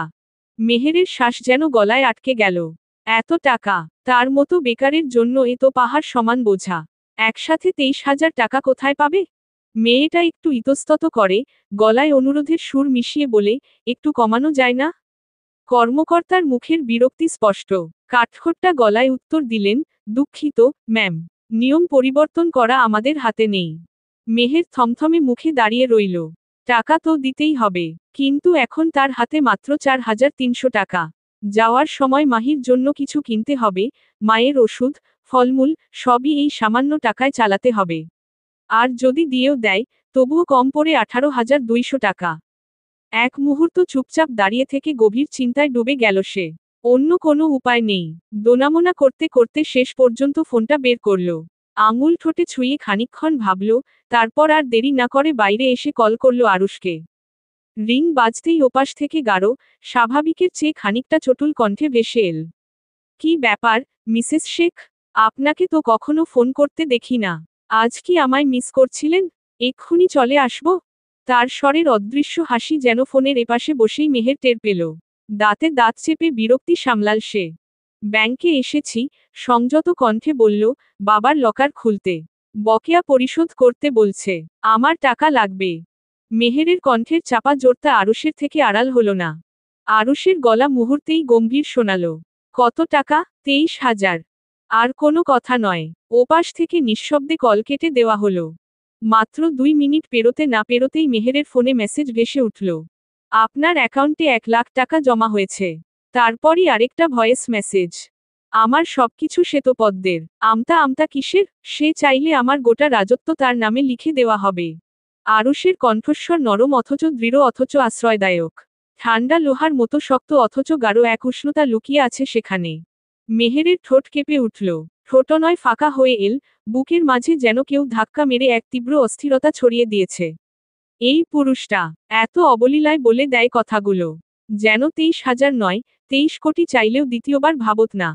মেহেরের আঙুল শক্ত হয়ে চেপে ধরল ফোনটা। ঠোঁট কামড়ে নিয়েই নিজেকে সামলে নিল সে। এরপর টাকা জমা করে ফর্ম পূরণ করে স্বাক্ষর করল। এখন কি লকার খুলতে পারবো? হ্যাঁ, কিন্তু আপনাকে ভল্টরুমে যেতে হবে। আমাদের একজন অফিসার আপনার সঙ্গে যাবেন। আন্ডারস্কোর ব্যাংকের পেছনের দিকটায় ছোট একটা লোহার দরজা। অফিসার সেটা খুলে মেহেরকে ভেতরে ঢুকতে ইশারা করল। ভেতরে ঢুকতেই একটা গন্ধ পেল সে, বন্ধ জায়গার গন্ধ, পুরনো লোহার গন্ধ। সারা দেয়ালে লকার বসানো, সবগুলোতে নম্বর লেখা। আপনার বাবার লকার নম্বর 734। অফিসার বললেন। মেহের তাকিয়ে দেখল এক কোণায় মাঝারি একটা লকার। খোলার সময় দুজন অফিসার থাকবে নিয়ম অনুযায়ী। আপনাকে সাক্ষী হিসেবে রাখা হবে। মেহের ঘাড় নাড়ল। অফিসার পকেট থেকে চাবির গোছা বের করলেন। সঠিক চাবিটা খুঁজে নিয়ে ধাতব লোকারের তালায় ঢোকাল। ধীরে ধীরে চাবি ঘোরাতেই খটখটে শব্দ হলো। তারপর একটানে লোকারের দরজাটা খুলে গেল। ধুলো উড়ে এল বাতাসে। মেহের মুখে হাত দিয়ে কাশি চাপল। এগুলো আপনাকে বুঝিয়ে দিচ্ছি, ম্যাডাম, ব্যাংক কর্মকর্তা বললেন। ধাতব লোকারের ভেতর থেকে একে একে বেরিয়ে এলো কিছু নথিপত্র, কয়েকটা পুরনো দলিলের ফাইল, একটি ভারী লাল বাক্স, টাকার চিকন বান্ডিল ও এক ছোট্ট কালো থলি। অফিসারদের একজন একে একে সেগুলো গ্লাভস পরে বের করলেন। সবকিছু ঠিক আছে, এই কাগজে স্বাক্ষর করুন। এরপর এগুলো আপনার হেফাজতে দিয়ে দেব। মেহের ধীরে ধীরে কলমটা হাতে নিল। স্বাক্ষর করার পর এক কর্মকর্তা তার দিকে তাকিয়ে বললেন, আপনার বাবার লকার হলেও, ব্যাংকের নিয়ম অনুযায়ী সমস্ত কিছু বুঝিয়ে দেওয়ার জন্য এই রেকর্ড রাখা হচ্ছে। আপনি এখন এগুলো নিয়ে যেতে পারেন। অফিসাররা সব জিনিস একটা ছোট বাক্সে গুছিয়ে দিলেন। মেহের ধন্যবাদ জানালো। এরপর গম্ভীর মুখে হাতের জিনিসগুলো শক্ত করে ধরে বেরিয়ে এলো ব্যাংকের দরজা পেরিয়ে। আন্ডারস্কোর 83।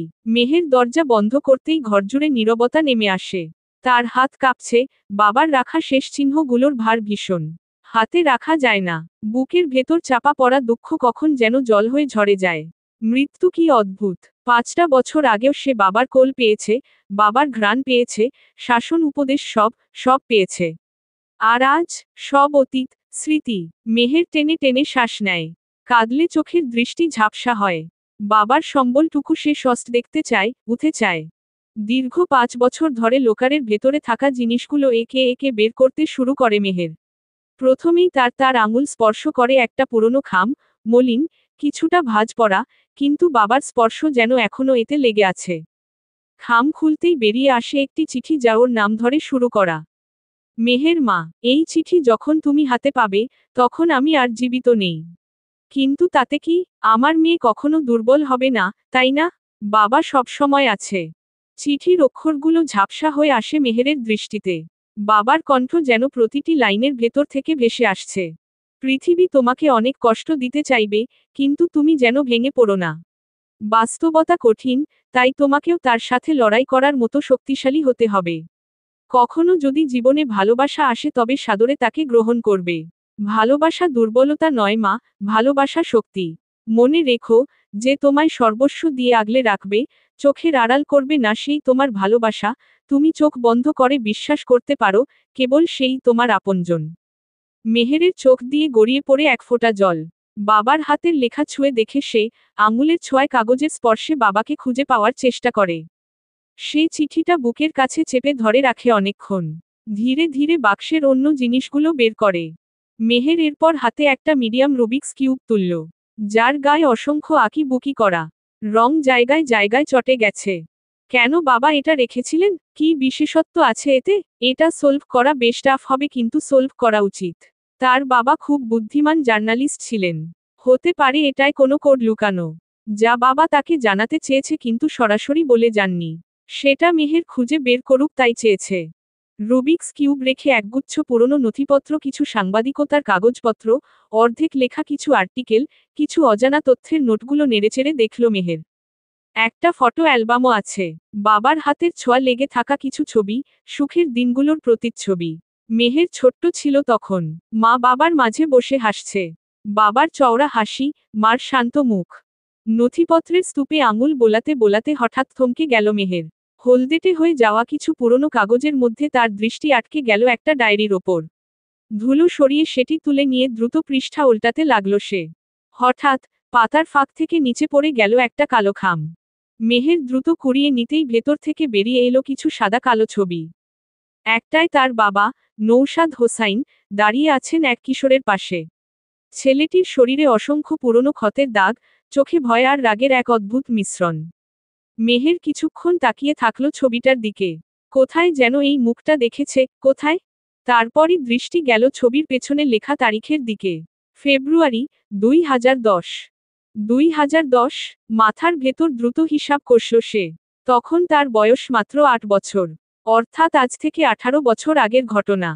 পাল্টাপাল্টি পৃষ্ঠা উল্টাতে শুরু করল মেহের। 2010 সালের ফেব্রুয়ারির এন্ট্রি খুঁজতে লাগলো উন্মত্তের মতো। একটা পাতায় থমকে গেল তার আঙুল। 14 বছরের কিশোর, গোপন নেটওয়ার্ক থেকে পালিয়ে এসেছে। আজ ওর সঙ্গে দেখা হলো। ছেলেটার চোখে ভয়ঙ্কর শূন্যতা। ওকে নিয়ে কাজ করাটা ঝুঁকিপূর্ণ হবে। কিন্তু আমার কাছে বিকল্প নেই। যদি আমি ব্যর্থ হই, তাহলে। এরপর কিছু লাইন ঘষে মুছে ফেলা হয়েছে। মেহেরের নিঃশ্বাস ভারী হয়ে উঠল। বাকি ছবিগুলো উল্টেপাল্টে দেখল সে। অন্ধকার গুদামের ছবি। দেয়ালের গায়ে লাল মার্কার দিয়ে আঁকা কিছু অদ্ভুত চিহ্ন। পেছনে ছোট্ট একটা নোট। কে বা কারা ওকে নিশ্চুপ করিয়ে দিতে চায়। পেছনে কে আছে, এখনো নিশ্চিত নই।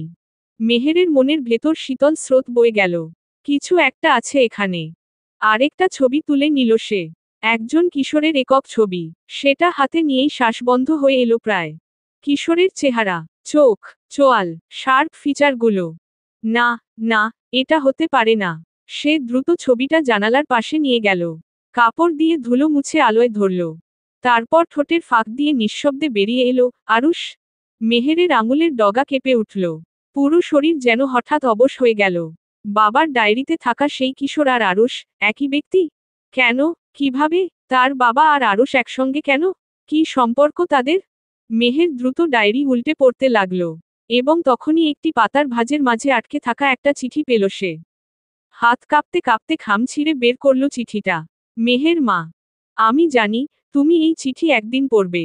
তখন আমি থাকব না। কিছু সত্য তোমার জানা দরকার, কিন্তু আমি কখনো মুখ ফুটে বলতে পারিনি। কিছু মানুষ, যাদের তুমি শত্রু ভাববে, তারা হয়তো সত্যিই শত্রু নয়। আর যাদের বন্ধু ভাববে, তারা হয়তো সবচেয়ে বড় শত্রু। একদিন তোমার চোখ খুলবে, সত্য উন্মোচিত হবে। শুধু মনে রেখো, সবকিছু যেমন দেখায়, তেমন নয়। মেহের দ্রুত চিঠির শেষদিকে চোখ বুলাল, যদি কোনো নাম থাকে। কিন্তু না, নেই। মেহের ডায়েরির পাতাগুলো আবার খুঁটিয়ে পড়তে লাগল। তবে এবার শুধু ডায়েরি নয়, বাবার বাকি নথিপত্রেও হাত দিল। পুরনো নোটবুক, রিপোর্টের কাটিং, ব্যক্তিগত নথি, সব উল্টেপাল্টে দেখতে থাকল। এবং সেখানেই পেল আরও কিছু চমকপ্রদ তথ্য। একটা ধূসর ফাইলে কিছু রিপোর্টের কাটিং ছিল। একটি প্রতিবেদনে লেখা, 14 বছরের এক কিশোর, 4 দিন নিখোঁজ থাকার পর অবশেষে উদ্ধার। পুলিশের সন্দেহ, ছেলেটি অপ্রাপ্তবয়স্কদের নিয়ে কাজ করা একটি গোপন সংগঠনের অংশ ছিল। কিন্তু ছেলেটির পরিচয় গোপন রাখা হয়েছে। আরেকটি নোট, নৌশাদ হোসাইন একজন সাংবাদিক নন শুধু, তিনি অনুসন্ধানী গবেষকও। তার হাতে কিছু প্রমাণ আছে বলে ধারণা করা হচ্ছে, যা প্রকাশিত হলে বর্ষর কেলেঙ্কারি ফাঁস হয়ে যাবে। মেহের গভীর শ্বাস নিল। তারপর চোখ গেল আরেকটা চিঠির দিকে। সাদা কাগজে কালো কালি, পরিচিত হাতের লেখা, মেহের, আমার কিছু সম্পদ আছে, যা আমি তোমার জন্য রেখে গেলাম। তাতে কয়েকটা গহনা আছে, কিছু টাকা হয়তো ভবিষ্যতে কাজে লাগবে। কিন্তু আমার সবচেয়ে বড় সম্পদ সত্য, যা আমি তোমার জন্য রেখে যেতে পারিনি। যদি কখনো সন্দেহ জাগে, তবে খুঁজে নিও। কিন্তু মনে রেখো, শতভাগ নিশ্চিত না হয়ে আবেগের বশভূত হয়ে ভুল সিদ্ধান্ত নিও না। মেহেরের গলা শুকিয়ে এলো। বাবা তাকে কিছু বলতে চেয়েছিলেন। এমন কিছু, যা তিনি জীবিত থাকতে পারেননি। তখনই, আরেকটা খাম পেল সে। এবারের খাম ধূসর নয়, সাদা, ছোট্ট একটা খাম। হাতে লেখা ঠিক নৌশাদ হোসাইনের মতোই, কিন্তু এই লেখাগুলো কাগজে ছড়িয়েছে কম। মেহের, যদি আমি না থাকি, তবে জেনে রেখো, আমার মৃত্যুর জন্য দায়ী সেই বিশ্বাসঘাতক, যাকে আমি নিষ্পাপ কিশোর ভেবেছিলাম, সে আমার বিশ্বাস ভেঙেছে। আমার জীবন কেড়ে নিয়েছে। মেহেরের চোখ কুঁচকে গেল। বিশ্বাসঘাতক? কোন কিশোর? এখানে কিশোর বলতে কেবল আরুষের ছবি, তাহলে আরুষ শ্বাস আটকে আসতে লাগলো তার। ধীরে ধীরে উঠে দাঁড়ায় মেহের। হাতে ধরা ছবিটা শক্ত করে চেপে ধরে। এই ছবি, তারিখ, ডায়েরির এন্ট্রি ডেট, সব মিলিয়ে একটা ভয়ঙ্কর সত্য লুকিয়ে আছে। এবং সেটা বের করার জন্য এখন সে আরো গভীরে যেতে বাধ্য। 84 আই লাভ ইউ মেহেরজান। একবার জড়িয়ে ধরতে দিবে please. For the last time. Meher অশ্রুসিক্ত চাহনির তাকিয়ে আছে আরুষের দিকে। দীর্ঘ 8 মাসে আরুষের মাঝে এমন আকুতি মিনতি দেখেনি কখনো। দুর্বল মন গলতে চাইলেও হৃদয় গলতে দিচ্ছে না মেহেরকে। আরুষের সকল আকুতিকে উপেক্ষা করে অভিমানের পাহাড় অক্ষত রেখে অশ্রুসিক্ত চোখ বন্ধ করে বলে, খবরদার না, আমায় স্পর্শ করার অধিকার আপনি হারিয়ে ফেলেছেন। আর কখনো আমার কাছে আসবেন না। ঘেন্না করছে আপনাকে আমার। মেহের, আমার কষ্ট হচ্ছে জান। তুই সত্যি আমাকে ফেলে চলে যাবি? বিশ্বাস কর আমি একটুও ভালো নেই। একবার আমাকে শক্ত করে জড়িয়ে ধর না জান। এখানে খুব কষ্ট হচ্ছে। বুকে ইশারা করে। ওই অভিশপ্ত বুকে মাথা রাখার আগে আমার মরণ হোক। ঘৃণ্য চাহনিতে চেয়ে আরুষ ধরফরিয়ে উঠে বসল। শ্বাস নিতে কষ্ট হচ্ছে। অস্থির বুক উঠানামা করছে। কেউ যেন বুকটা চেপে ধরেছিল একটু আগে। সারা শরীর ঘামে ভিজে গেছে, কপাল থেকে বিন্দু বিন্দু ঘাম গড়িয়ে পড়ছে কানের পাশ দিয়ে। দৃষ্টিটা ধীরে ধীরে সচেতন হলে আরুষ পাশে তাকায়, শয্যা খালি। মেহের নেই। বুকের ভেতরটা মোচড় দিয়ে উঠল। মুহূর্তের জন্য বোঝার চেষ্টা করল, এটা স্বপ্ন ছিল নাকি বাস্তব। আমার মরণ হোক ওই অভিশপ্ত বুকে মাথা রাখার আগে। কথাগুলো আরুষের কানের ভেতর বাজতে থাকলো প্রতিধ্বনির মতো। অন্য সময় হলে হয়তো কিছু মনে করত না, কিন্তু আজ তার সমস্ত অস্তিত্ব কাঁপছে। বুকের ভেতর কি যেন একটা মোচড় দিচ্ছে। স্বপ্নের সেই দৃশ্যটা আবার ঝলসে উঠল চোখের সামনে, মেহেরের সেই ঠান্ডা দৃষ্টি, বিষাক্ত কণ্ঠে উচ্চারিত ঘৃণা, স্পর্শ না করার নিষেধাজ্ঞা। ঘেন্না করছে আপনাকে আমার। আরুষ কপাল চেপে ধরে। এক গভীর অস্থিরতা তাকে আচ্ছন্ন করে ফেলেছে। তার ঘর, তার পরিচিত চার দেয়াল, তার শয্যা, সব আজ শূন্য শূন্য লাগছে। বুকের মাঝে একটা শূন্যতা যেন বিশাল এক হাত হয়ে বসে আছে। উঠে দাঁড়ায়। হাতে গ্লাস নিতেই কাঁপুনি ছড়িয়ে পড়ে আঙুলে। এক চুমুক দেওয়ার আগেই হাত থেকে গ্লাস ফসকে নিচে পড়ল। নিস্তব্ধ রাতের বুকে কাচের ভাঙা শব্দ ভয়াবহ প্রতিধ্বনি তোলে। আরুষ ফ্যালফ্যাল করে তাকিয়ে থাকে ভাঙা কাচের টুকরোর দিকে। মাথার ভেতর শুধু ঘুরে ফিরে আসছে মেহেরের সেই অবহেলা মিশ্রিত দৃষ্টি। তার বুকের শূন্যতা ভরছে না। যেন কিছু একটা আসতে চলেছে, কিছু একটা তার নাগালের বাইরে চলে যাচ্ছে, সেই কিছুটা কি মেহের? আরুষ জানালা খুলে দেয়। ঠান্ডা বাতাস শরীরে লাগলেই স্বস্তি পাবার কথা, কিন্তু না, তার বুকের ভিতরটা আরো বেশি হাহাকার করছে। কোথায় মেহের? তার মায়ের কাছে? নাকি সত্যিই দূরে চলে যাচ্ছে?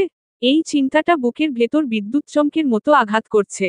আরুষ থমকে দাঁড়ায়। নিজের হাতের মুঠো শক্ত করে ধরে। না, তুই আমাকে ফেলে যেতে পারবি না জান।